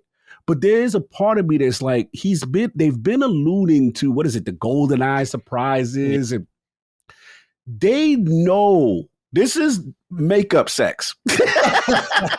They know they've been a bad partner. You got to come with the box of chocolates. You got to really lace us up. We don't believe in you. We don't trust you. You out here flirting with 10-year deals with everybody. What about us? Yeah. What about? So this is, Daddy spending time with you. we taking you out on that trip. Everything you've ever wanted. We're going to spend this time. We're going to make this the most. It's all about you, our core fan. I know I'm reaching. But it would be interesting if they do have a lot. And now you go, okay, hey guys, Avowed, Hellblade, some other projects, some other thing that we go, oh my God, this was great. Yeah. And by the way, you love the show. You still got this other thing this year that you still get. And we're going to give you that nice Matty deep dive. Tar comes out, leather jacket, brown energy. And we go, and in fairness to Starfield, we have to admit this is a very ambitious game. Mm-hmm. You have to admit this is very complex systems, a lot of things to showcase. And maybe they do need, like, put it this way. If you show Starfield in the main show, there could be pushback like, fam, this is something we was going to get last year. Like, you know what I mean? Like, yeah, it looked good, but I want the show to be on the new stuff, the new. And maybe that's why they're doing it. I will give you this. I do understand being slapped right back on I do understand where you at. Trust me. Like, yo, you could have spaced that, whatever. The only thing I can think of is it potentially that much Xbox could show that they literally can do it? Or to Matty's point, this is a mistake. Y'all doing too much crunching together, too much all at once energy, like they used to do in the fall of past years. It would be all at once energy. You know what I'm saying? So I'm willing to see. I'm willing to see. There's a part of me, I don't know why I'm feeling this way. This is due to no information. I just get this. Look, if they were willing to hold out, last point, if they were willing to hold out and sit on Hi-Fi Rush when they were getting tomatoes thrown in their face, laughed out of the room, embarrassing, all type of self-inflicted abuse. To me, that means they're sitting on some more stuff. And I think this is the makeup year, man. This is makeup sex. You gotta let them, try to make it right. I'm abstaining. But let's see how this plays out. Because I will say, I will take my L, Matty. I don't think it's an L or a W situation, though. It's not, but it could be, because this could be a critical. Remember, we was like, yo, 12 months was a mistake. I stood on that. And you could stay on, yo, Starfield back-to-back was a mistake from the showcase. And let's see how the execution, it could be L as the execution. They still got to do this right. That's a lot of pressure, to your point, right? They got to execute this right, because if it fumbles, now you take away energy, we'll see. It is different. We got to see how this thing plays out. But I like that we're opposed on this. Yeah. I want to see how this plays out. I partially expect less from the showcase, because you don't need to present as much when you've got a nice big half-hour show possibly waiting around the corner. And I think a big reason they're hosting the Starfield Direct the way they are is you can't have, it would just be detrimental to your own showcase where you're showing off a wide range of them, where it's different when it's the Bethesda showcase. It's like your own top dog studio coming out at the end for half an hour to just show off Fallout 4 or 76 or whatever. That became a Todd Howard staple, incidentally, when he came out for Fallout 4. Like, people were just, they love how he talks about games. They love his energy. They love his passion. They love him just displaying stuff. Like, that's just, people love hearing from Todd. So to me, you can't have that for longer than 15 minutes like we did last year. And the way they did it last year was, here's probably a combined 2 minutes of Todd talking, but really mostly gameplay. The developer direct is very much like, we saw it already, like the B-roll, lots of devs involved. Yes. So I just don't think you can cram in that type of production into what's in the showcase there. So to me, I could see them saying, like, this year's showcase is tighter, more quality driven possibly, but we're spreading the wealth here a little bit to the Starfield developer direct. Sorry, go on. You had something? No. I just had a quick question for you. To Dylan's point, do you think as a result of this tack on Starfield deep dive after the showcase, do you think that eliminates the possibility of Bethesda having a legitimate presence in the main showcase? Because Redfall is already out, Starfield will be after. Does that mean, in your opinion, that you don't see Machine Games, you don't see anything else Bethesda, ZeniMax at this show, because the focus will be Starfield? Do you think that happens? Yeah, I think part of the reason Bethesda may not be involved is I could see Xbox shifting to a Xbox game showcase, like featuring Bethesda and Activision Blizzard or something like that, as they invite more members to the family. But I anticipate Bethesda to be kind of quiet here, because when you look at how many games they're releasing, like now that we have Ghostwire, we'll talk about that next, Hi-Fi Rush, Starfield, Redfall, most of their premier studios have kind of gone. You're just waiting on id and Machine Games, and that could just be next year, quite frankly. And so I don't think they have, and they got their holiday title lined up in Starfield. I don't expect much from them, because they've kind of done the work already and lifted Xbox up through the tough times. So I think, if they show up, I'm always excited about that. There's always the potential of the surprise from Bethesda we've now learned. There's certainly remaster targets that they could, bring out to have some fun with. Excite Matty with one of them. Yeah, right. I would lose my mind. So, there's definitely the potential they show up, and I can't imagine they don't have anything at all. But, I don't think there's a rush now. They are in a very good position. There's no rush for id. There's no rush for Machine Games. Like, we have stuff from Bethesda to look forward to. So I'm not expecting much from them there. And I don't think that's why they split it off as like, oh, we only have one thing to show, therefore we're just going to go in on that. I just think it's kind of this is what happens. Like, these are the demands of Todd Howard. Like, I'm not showing off my game on a separate, on an all-inclusive stage. Mm-hmm. It's my time to shine. Because I'm not saying Todd has an ego. Maybe he does, but the way I get it is that the way those games thrive is they do these 30-minute deep dives, just combing through it all. And you can't do that in the typical Xbox showcase format. You just can't. So you got to split it up. So last question for Matty, because, they say we don't agree a lot. I mean, we always agree too much. So we finally disagree. So in a while. So my question then, Matty's mindset is this will diminish what the main show is doing. Like, you take away the I think you just take away the thunder too quick. Like, I just think, and I think that's important. So Starfield diminishes it to you. And the main show. I think that is my prediction. Like, going into it, I think people will be talking more about Starfield than things shown at the showcase. I truly believe that. And I'll happily be wrong on that. But I truly believe, because I'm sticking to my guns, right? I'm saying, like, since day one, I'm like, hey, this is the next Elden Ring. I don't think this thing just shows out and people are like, anyway, what about that Xbox showcase? No, the internet has never proven to me once that we're not on to the next new thing the second it's in front of us. So I think that's going to be the talk. And the reason that is problematic is, let's say you have an amazing show, which we've talked about for years. We say 2023, the year of dreams for the summer showcase. Like, I think that all the stars are aligning, pardon the pun, where this is where we could hear from Compulsion. This is where we could maybe see Fable, like Hellblade. Like, there are so many different teams that could come out and show out. Don't you want the conversation to be about them, Con? Don't you want them to have their moment and not have Starfield be in the mix? For multiple things? We can't be like, yo, this was awesome all around. Not when you got Mr. Elden Ring 2.0 coming around. Not when you got Todd Howard and his next big IP coming around that they got to build their brand around, by the way. Not the thing coming in a year. They got to give their stuff time to breathe, as far as I'm concerned. They do this shotgun blast shit too much. It's never worked out for them. They're doing it again. And I'm going to enjoy the plethora of content and also just drowning in ideas on how to handle this show and my videos. I don't know how the fuck I'm going to do it. That's besides the point, though. I just think as a brand, when you have a plethora of wealth, right? You have a lot, you spread that wealth, right? Okay. Right? When you're a QB and you got a lot of great receivers, you're not just throwing the ball to the option 1, option 2, option 3, throw it to the tight end a little bit, right? You want to spread the wealth across the field. I just feel like I'm not seeing that from Xbox here, unless they got a pretty whack showcase coming up.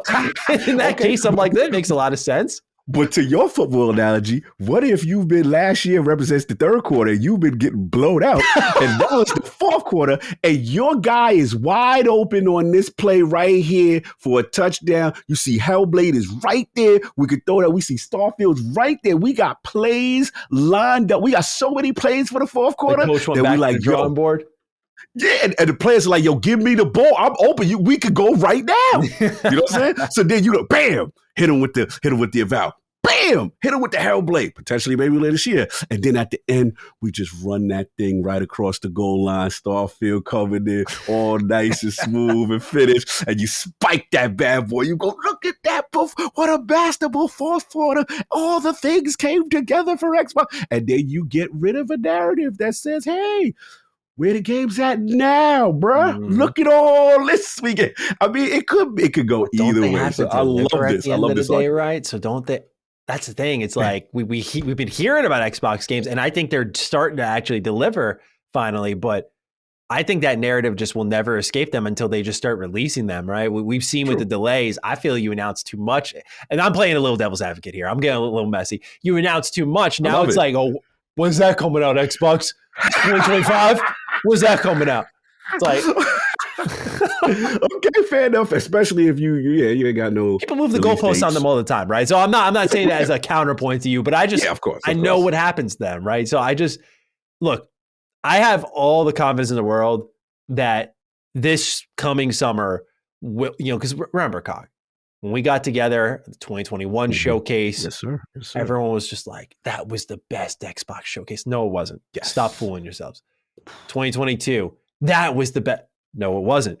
Stop fooling yourselves. This year has the chance to actually be the best one, right? Okay. But I think people don't know because they've started for so long. But this is the year with the timing, the investments, like you bought Ninja Theory and all of these other companies in 2018. And now with the way development timelines line up, the way investments are lining up, they can have that stars aligned showcase here. I think that's one thing we can agree upon. We hear that. I think that's one thing we can agree upon, that I think this could be the showcase of dreams, where even though I believe it's too much spread your wealth, we can, as fans, enjoy, oh my God, they announced everything. Because what we're thinking about is in-house shit, which is a good thing to have because the third-party surprises could be plentiful. We've always talked about what superhero game does Xbox get in on, if any? What Star Wars project do they get on, if any? And that can hit all the harder if you've got, hey, we took care of our house. Here's Avowed, here's Hellblade, here's Starfield. And then on top of that, like, here's this new superhero game that we're teaming up with X on, right? Okay, so it can get cool real fast, but I'm just saying, as a company, spread the marketing out a little bit. Spread the marketing. Okay, man. Okay. No, I get it. I get where you're going. I understand your mindset. Me, spike the football. Spike the football, man. Let them know we hear. This is a starving base. Overfeed them, because then you don't have to hear nothing. And then hopefully you got your ducks lined up in a row for 2024. Mm-hmm. And to Matty's trepidation, you have not shot your load. There's still other things, right? That's the hope, right? We got to see how it is. This is a fun debate. I can't wait now. This adds a little extra layer to Xbox. It definitely does. We're going to be very busy. We'll have to figure out how we want to do our show. That's the other thing. Xbox, I need details, man. I got to know how I'm going to live and eat. Like, I don't know. Oh, bro, it's going to be a wild time, bro. It's going to be crazy for us. The way I do deep dives, just selfishly for a moment, the way I do deep dives on like Starfield shit, I usually have the benefit of like, okay, I could do the Xbox showcase reaction. Oh, is the truth coming out? No. See, I knew I shouldn't even brought it up. Mr. Matty plays. The Duke of Bethesda is going to be so wrapped up in Starfield. He don't have time to spike the football. He don't have time to sit there and deep dive all the other things because he loves his beloved Starfield so much. He wants it to himself. You see, Duke fam, the truth is coming out. Yeah. I know that's a narrative everyone's gonna run with. Matty's got a check to collect. You know, he's a little too busy. He was little Starfield to himself, little getaway with Starfield. I wouldn't mind that. Spike the football. Just saying.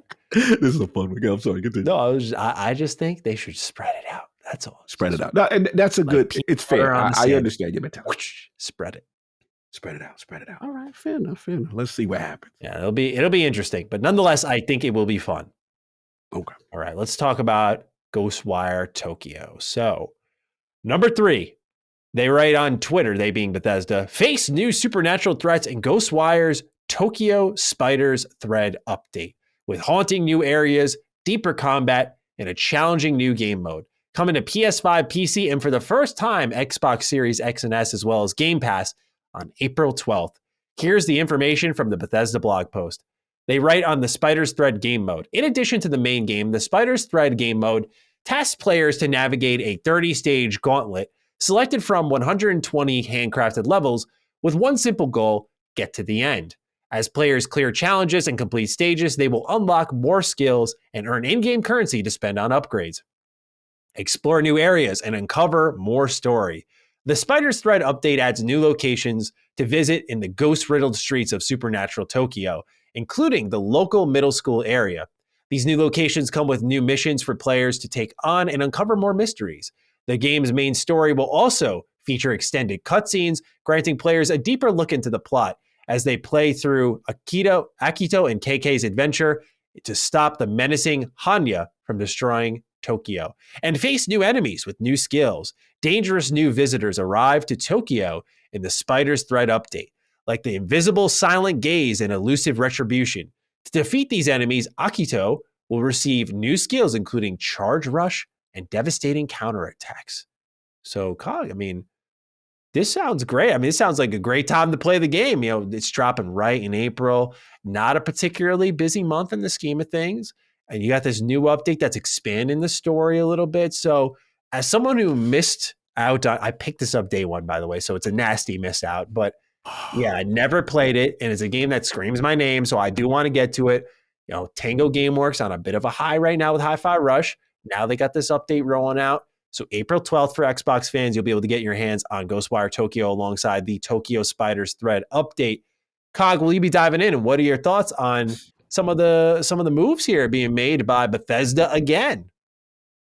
I like it. And what it does is, it rewards the Xbox fan for being in the ecosystem and getting it on Game Pass, because now it's going to be a new experience, right? You got to have some new things right on day one. I love this energy, to be honest. I think this is really cool, especially, for people who waited, who knew that, theoretically this would come. And now it's like, okay, you just don't get the same old game and that's it, right? Yeah. So we've heard good things. I know Colin's a big fan of this game. I held out purposely for this moment, kind of reminds me of Deathloop energy, with the Deathloop added a couple of little new things to the sandbox and stuff like that. Never disagree with me again. I know, I gotta take my L there, but .cog is now finishing with Destiny, so we'll get back to yes, sir. But yeah, man, like I think this is dope. I love, for the guy who's in the Xbox ecosystem, you're getting a nice little can of paint with extra thing. And to the PlayStation guy, you're not losing anything, right? You're gonna get that stuff too, and they're gonna uphold their portion of the deal. They didn't rescind this deal the minute, that's another thing people have to realize. I know there's a lot of mud throwing going back and forth, but they could have easily not tried to honor these PlayStation exclusive contracts once ZeniMax was old, and people forget and lose sight of that. And they knew these were in the bag. So yeah, I'm looking forward to it, man. I always felt this may be a COD game. Mm-hmm. It may be, and I'm very pro Tango right now, so I gotta dive in and see what they do. You know what I'm saying? Yeah, so I love the idea of a first-person open-world game that's not using guns. It may play, pardon me, like a first-person shooter, but the hand motions, the kind of jutsu symbols you're doing, the spells you're weaving, it looks like it's a mixture of old and new. Like, it seems like it will have the open-world checklist approach, but with the new gameplay. I'm just very interested on this one. I don't know much about it. I know the reviews were a bit all over the place when it came out, but I personally am very excited to try it out finally. I was much like you eventually. I waited so long, and based off what we saw with Golden Loop for Deathloop, I thought you got to be doing something for Tango here with Ghostwire Tokyo. So I'm glad I was right in that, and that my waiting is paying off. So we'll be playing this on Xbox April 12th, and I'm looking forward to talking about it more then. Yeah, absolutely. Number 4 has to do with a Xbox exclusive that was supposed to come out April of last year, but got delayed for understandable reasons. S.T.A.L.K.E.R 2. So we have a bit of an update here, and tough times keep rolling for GSC Game World, and I feel really bad for them. So S.T.A.L.K.E.R 2's developer GSC Game World is being blackmailed by a pro-Russian community who is said to have confidential data on their game. Here is the letter from their personal Twitter account. Recently, our employees' account for a collective work with images application was hacked. The responsibility for this was claimed by a community from a Russian social network. They are threatening to use the obtained data for blackmail and intimidation. This is not the first time or the first attempt to hack and leak our data, including personal information. We have been enduring constant cyber attacks for more than a year now. We have faced blackmail, acts of aggression, hacks, attempts to hurt players and fans, and efforts to damage the development process or reputation of our company. We are a Ukrainian company, and like most Ukrainians, we have experienced many things that are much more terrifying: destroyed houses, ruined lives, and the death of our loved ones. Attempts to blackmail or intimidate us are completely futile. Our unwavering commitment to supporting our country remains unchanged. We will continue to do everything possible to support Ukraine, and this won't change in the future under any circumstances. Despite the attempts to break us, we remain strong and courageous, because when you believe in something and love it with all your heart, you have to defend it at all costs. We have been through a lot. However, these challenges only encourage us to work even harder, because we believe that the truth is on our side and evil will never win. In the event of any leaks, we ask that you refrain from watching or distributing information about S.T.A.L.K.E.R 2 Heart of Chernobyl. Outdated and work-in-progress materials may dilute the impression of the final idea that we have put into the game. We encourage you to stay patient and wait for the official release for the best experience possible. We believe that you will love it. We'd like to express our deepest appreciation for our loyal community. We are overwhelmed by the response and support we have received from you. Thank you for that from each and every member of GSC Game World's team. Our mission is to commit all of our strength and passion to complete the project and deliver it to you. Despite all the obstacles in our way, your support is our inspiration. Glory to Ukraine. Sincerely, the GSC Game World team. Pretty powerful letter here. Ugh, I can't talk. I apologize. Powerful letter here, Cog. What are your thoughts? Yeah, this is unfortunate. You could only sympathize with the human element here, and this studio, it's been through so much, man. I mean, I can't even imagine. I remember when they did the Spotlight. Yeah, that it was trailer. Pretty emotional. Yeah, from Xbox, showing what really, because as gamers, let's be honest, we just selfishly think about the game. We don't think about anything else. We don't think about real people's lives. We don't think about crunch. We don't think about a lot of this stuff. And forget crunch. These are people literally fighting to defend their country while making a game. People losing their lives in the process of making a game. It doesn't get more, human element and heroic with that, regardless to whatever side you're on, in the conflict. Look, this is unfortunate because, just from a pure hacking standpoint, to be held hostage and intimidated and say, hey, we'll leak your whole joint. You know what I'm saying? Let's just be real. Like, we'll leak you. We've seen, I think The Last of Us went through that. Yeah. There was some backlash. It was unfortunate. Leaked the major plot points. Look, I get it. That's fanboy stuff, but now we're talking, country stuff. And I feel for them. I'm silently pulling for them. I want, Stalker 2 to come out and be a best representation of the product they want it to be. And I'm glad they got in front of it, to be honest. I'm glad they got in front of it and, imploring with the community what happened and to try to stay clear of that if possible.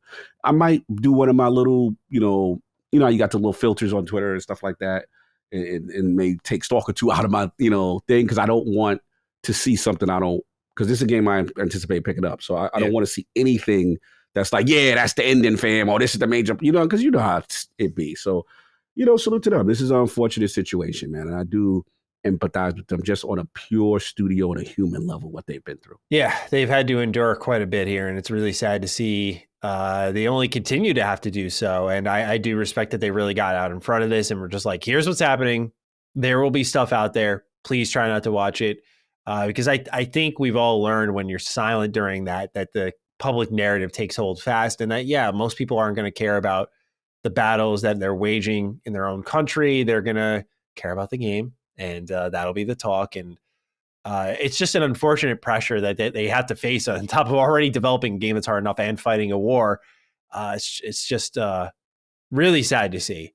And much like you, this is a game that I've been very excited for. All these Fallout fans have been messaging me for years, try Stalker, because they're like, it's not truly post-apocalyptic like Fallout, but if you like Fallout, the atmosphere, the feel is kind of similar. Matty, I think you really like it. So when I saw Stalker 2, this timed Xbox exclusive, I went, oh, perfect. Like this is exactly what I needed. Like this is a great chance to check it out. And there are many other Stalker games online I could try. But this is kind of the one I'm just holding out for. Like I want to see what it's all worth. And I want to be there supporting them, man. Like, of course, whether the game's good or bad, that'll be a tough review to tackle, no doubt. Just given the circumstances, it'll definitely be a tough one to tackle. But I'm really pulling for them. Like, no one wants them to have a success more than me. And I love that they're, despite all that's going on, still working on it, by the way, but taking all the time they need, as they should continue to do so. And I love that the gaming community has respected that. There's not been that weird energy of like, where is it? What's going on? And I'd hope that there's enough humanity and common decency here to understand their situation and not pressure them about the game. But not to speak lowly of gamers in general, but just I think the internet, it can be a nasty place. And I'm just it's relieving to see that people have been willing to be patient and just say, like, you deliver it when you can deliver it, no rush. And they're kind of just taking their time through it. So I appreciate them greatly for their efforts. And I can't wait to check this one out because it does look good anytime we see it. Yeah, absolutely. Good point. And with that, we move on to our Game Pass pick of the week. Cog, this one was you, good sir. And I like the selection here. So let's talk about it. What have you been playing? Yeah, Guilty Gear Strive. Mm-hmm. My first entry into the series, man. I've heard so many good things about it. Shout out to you. Shout out to my boy Ty from LogNet. he's a big Guilty Gear guy. And, it's good to say the fighting scene is alive and well. I slept on this. This is really cool. I will say off the bat, I knew it was going to be solid because I actually love the training. And I think a lot of fighting game Tekken, I'm looking at you. People need to look, I don't know anything about this series. They was like, look, bro, you're going to stay here. You're going to learn how to dash. You're going to know how to do your block cancels. You're going to know how to do these simple moves and complex moves that are keyly the fundamental. And then what was cool is they had like a little narrative twist. Like, oh, because I was doing a couple, like getting into my fighting battles. Oh, you're doing advanced stuff at this level. The character was talking to me about what I was doing when he would try to show me basic stuff. And I was just fiddling around. He's like, that'll be later, but we'll show you this. And I'm like, okay. First of all, the cell shaded and art style animation is absolutely spectacular. This is a beautifully crafted fighting game. This is absolute 2D, 3D, and cell shaded perfection. I will say I suck at these games. It's a tough one. Because my weakness, I gotta bend the knee. Street Fighter guys, I consider you guys zone fighting games, right? Which is, the hop forward, hop back, spacing, projectile. Like, I'm terrible at those games. And I want to love you. This has nothing to do with the game. The game is phenomenal. It has a story, robust modes, online community, great lobbies, put me in a nice little place away from the savages, unless you guys make accounts and try to shack up. We know what you're doing. But look, this game is good. COD, COSOD all the way. It's just that at this stage, I'm just not good at what I consider the 2D zoner game. Like Tekken fits me because it's not a lot of jumping and aerial, and I can, what I'm saying, and I can count it, I can do my stuff. So that's just my style where I'm at. But yes. So that's what I gotta say. But look, play this game. Like, for people who want the fighting game itch, to see this game on Xbox, it takes me back to the SNK days. It takes me back to those glory 2D Street Fighter 2 alpha days. It takes me, you know what I mean? Like that great art style 2D art is just beautiful. I love that stuff. Story. Oh, music. Oh, yeah. Oh, God, the music in that game is insane. Do they have like a full band going at all times? Like this joint is like... Oh, yeah. It's insane. Like it's insane. It feels like it's a real artist. I'm like, yo, what is happening? Like, the music is popping in this. Beautiful, beautiful. Guilty Gear Strive. You have my attention. You have my respect. I suck. I'm not good at you. I'm not talking to any Guilty Gear guy. Don't come on my timeline. Yeah, cognitive. Nope. I bend the knee. Yeah. You guys are the guy. I'm here for the story. I will beat the game for the story and the characters, and I will keep it moving. Do not come in here trying to get your shack on me. Yeah. Calm down. I'm not taking that. But no, I like it, and the reason being, I'm in Tekken mode. I am right there Tekken with you. Trailer just dropped. Did you see it? That Unreal Engine 5. And I'm ready. They got Bruce Lee looking like Bruce for real. I'm watching all Bruce Lee movies after that martial law trailer. Yes, sir. But anyway, Guilty Gear Strive, this is your moment. Phenomenal. Yeah, absolutely. Speaking of Tekken, sorry, I know it is Guilty Gear's moment, but just... Yeah. I was thinking about it today. I was like, there isn't really a fighting series I like as much as Tekken. Same. I just don't. Just don't. I'd say the two closest ones are the odd Dragon Ball game, like Fighters is incredible. It's probably my favorite Dragon Ball game. And Dead or Alive is a sneaky one. Yes. Dead or Alive kind of reminds me of Tekken and controls and speed and CQC, but the impact of the moves, man, are nutty. It's what we call Tekken with physics, if you will. Yes. Yes. The reason why Tekken hits hard, like, impactful moves, and you see a person stumble over, crumble, roll back, like, and then the flashy. Not saying that Guilty Gear is what you said. The QG, like that QGC. What you call it? I forgot how you pronounce it. CQC. Yes, close quarter combat. There we go. Yeah, English. You good? That joint, bro. I'm with you. That's what I live for, and the pure martial arts sensibilities. Tekken seems to play for my style a little better. You know what I mean? But yeah, this is for the 2D heads. I love it. Though. Absolutely. Give me Tekken 8, man. Give me Tekken 8. I know I'm preaching to the choir. You're right here, but everybody look at that martial law trailer and tell me Unreal Engine 5 is not outside. Bro. Yeah, it looks phenomenal.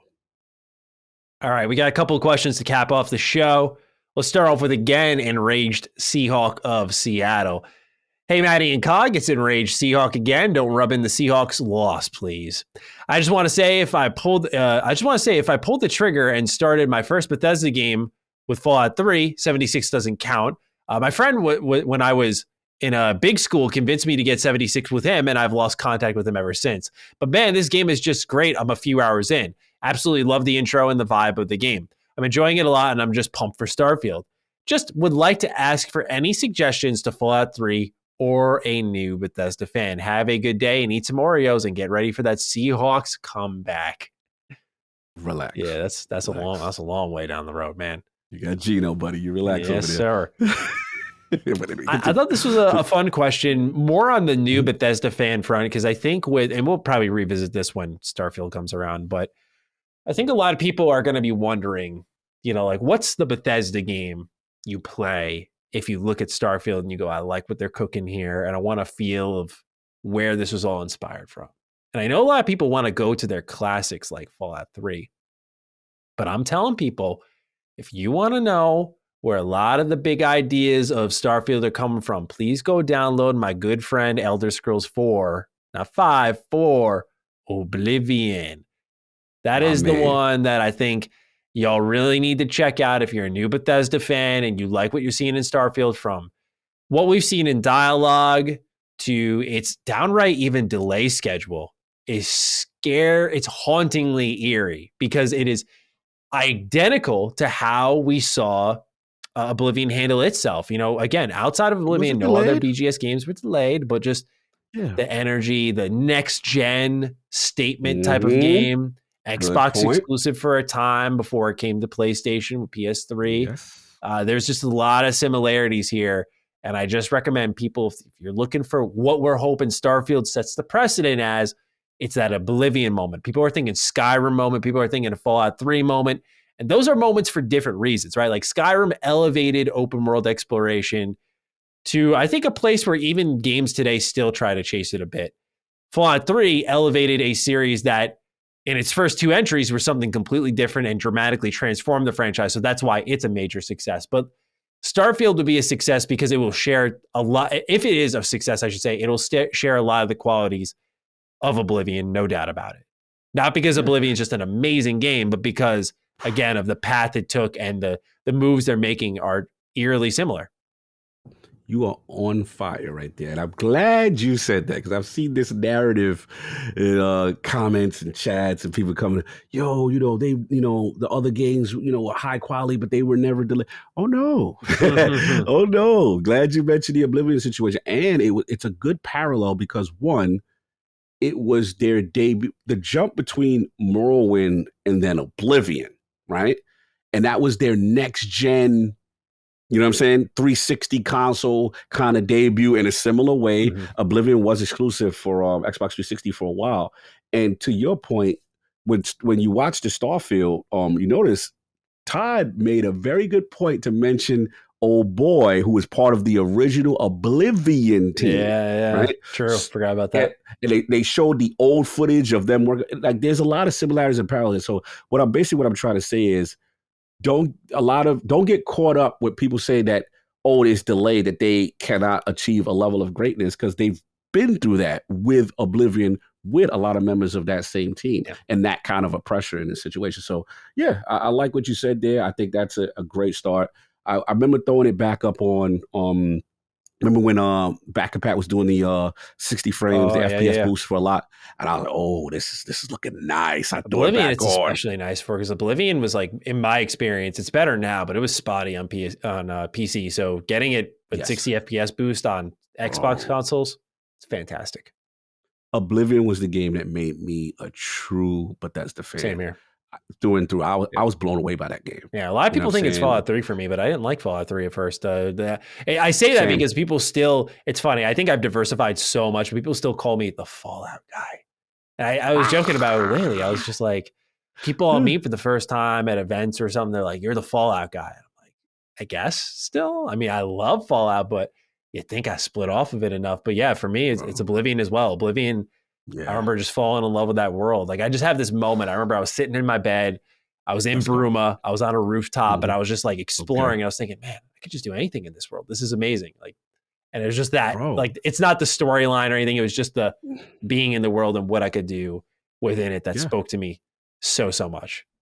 I remember it I would just be amazed by all the systems, joining factions, Fighters Guild, Dark Brotherhood, and you know what I'm saying? I was just like blown away, and then just doing simple things and little actions I would increase specific skills. And I remember how like the art style of the demons, and when you got to the Oblivion Gates and the Daedric gods and the princes and the law, oh my God, like that game, every content drop that came out, 1000% full. I'm very proud of that full achievements on Oblivion, on everything. Yeah, that's an easy 1,000 gamer score. Not to value your achievement. Just I'm saying, for those who are interested, like, Oblivion's one of my favorite trophy and achievement hunting games. Like, it's just complete this chapter in this guild quest line, and you just do that 5 times. And then this one 5 times. And this one 5 times. Yeah. It's the 5-time achievement. It's just constant, man. And just keep running those loops, and you'll have 1,000 easy.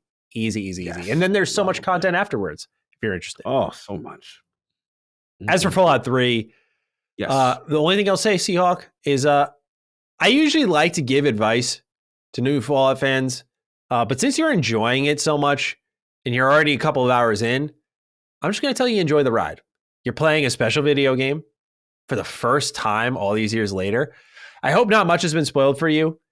And I'll just say, man, just again, coast on, enjoy the ride. No tips are going to enhance your experience by this point. If you're already enjoying it, just make your choices in your own moral disposition. You don't got to blow up 10 or a megaton if you don't want to. Megaton. It's all up to you. I guess the only thing I would say is I like to do Wasteland Survival Guide first. That's probably the only thing I'd throw out there. You don't have to. It's all up to you. But if you're already enjoying it, I'm not going to influence your playthrough. Go have some fun. Enjoy a special game. Get ready for them super mutants. Yes, sir. All right, last question of the show, Cog. This one is inadvertently for you. Sack Shop writes, ahoy, fellow joystick lovers. I just recently finished listening to this week's show of Constellation. I must say, Matty, you have surprised me yet again. Hearing your passion for collecting and grading your cards left me a little nostalgic for something that happened to me in 2020. My best friend Cody randomly buys Pokemon cards, and I have never truly cared since I was little and traded my entire binder of base set and jungle set 1 month of jungle release, so it was the hotness for $120.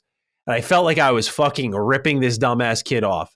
Anyways, McDonald's decided to do a run of cards with Happy Meals, and this ignited something from my childhood that I could not escape. I was quickly discovering my passion heating up as the Pokemon market was at an all-time high with product as scarce as it's ever been. I'm glad we shared this similar hook on the hobby, and the conversation was great around it. Fun fact, my first complete set was Battle Styles. Fuck me, right, he says.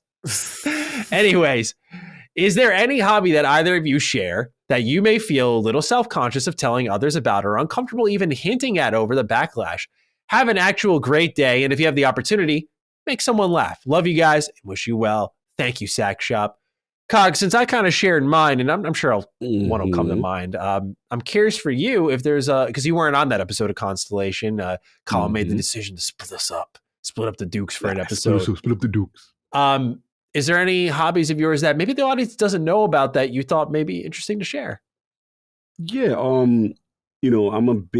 most people know I'm a big G1 Transformers guy. Like, that to me is the purity, right?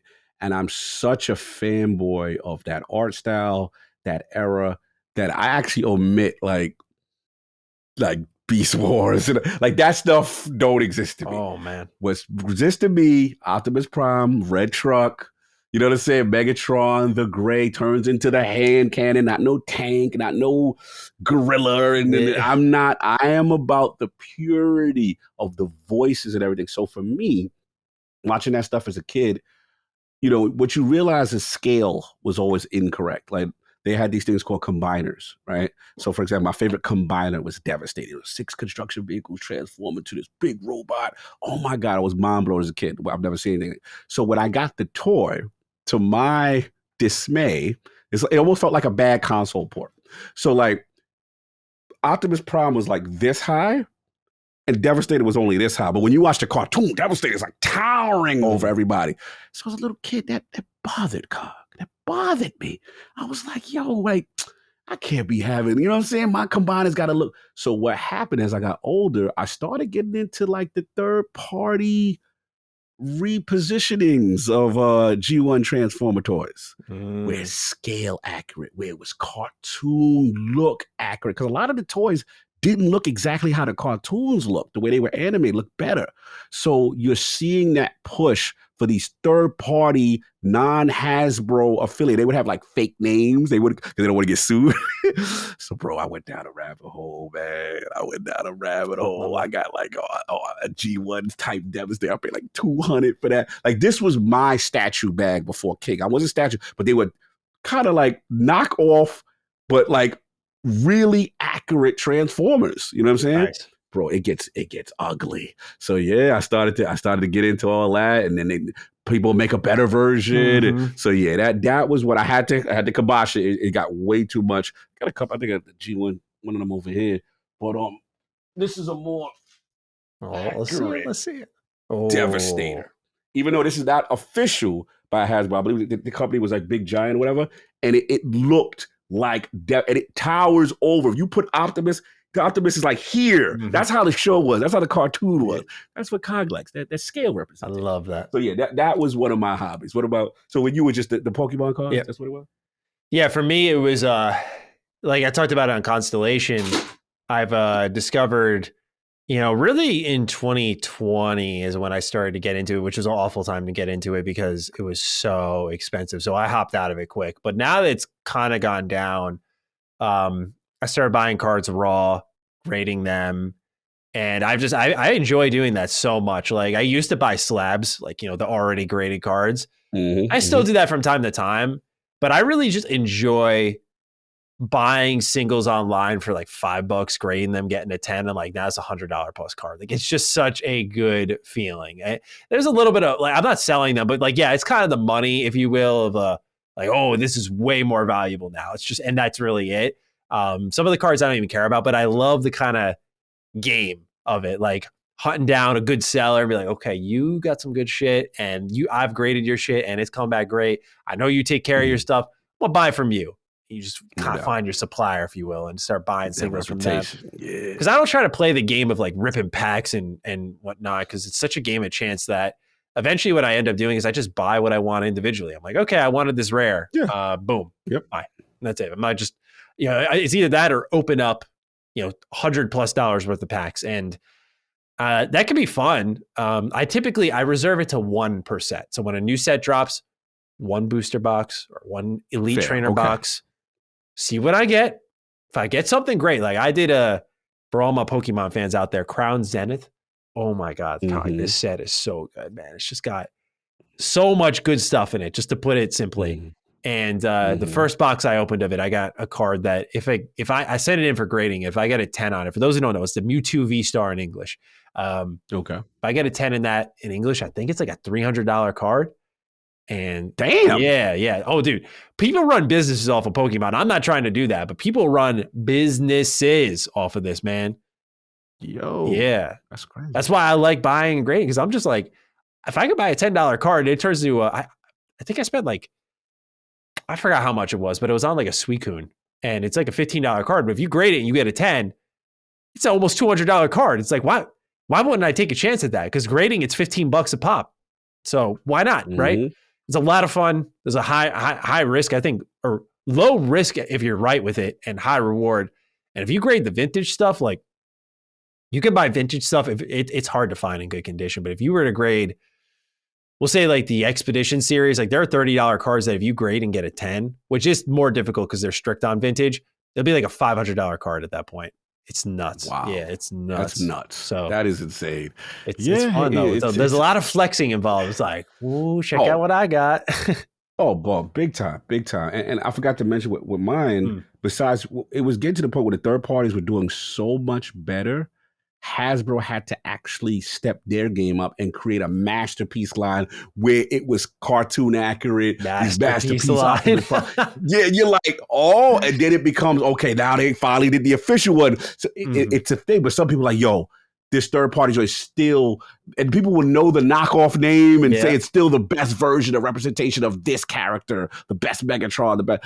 It's a thing. You go down a rabbit hole, bro, and you start to see the stuff you love, and you like, oh man, it's like 200, 300. Like it gets crazy. Yeah. It's crazy. Love is expensive in the field of consumerism. It sure is. So thank you, Cog, for chiming in on that. Thank you, everybody, for writing in. We appreciate you. And that's all we've got for this week of Defining Duke and Xbox podcast. We, again, appreciate you greatly. And Cog, it's time to select our hashtag. We had a great debate for our second news item of the week. So I feel like we got to put the stakes in on that, right? Like that's got to be the hashtag. It's just what comes to mind to you for that one, right? The two Dukes battling it out for once. Two guys battling it out for once. Yeah, we want to see because the conflict is obviously Starfield, but it's like how they handle it, right? Is it too much? Is it damn, what we doing? It's a tough one because we got to represent the battle, but also maybe represent what's going on. But what you thinking? I think it's got to be something like about the summer, right? Something about the summer. Yeah, we're kind of leaning in that direction.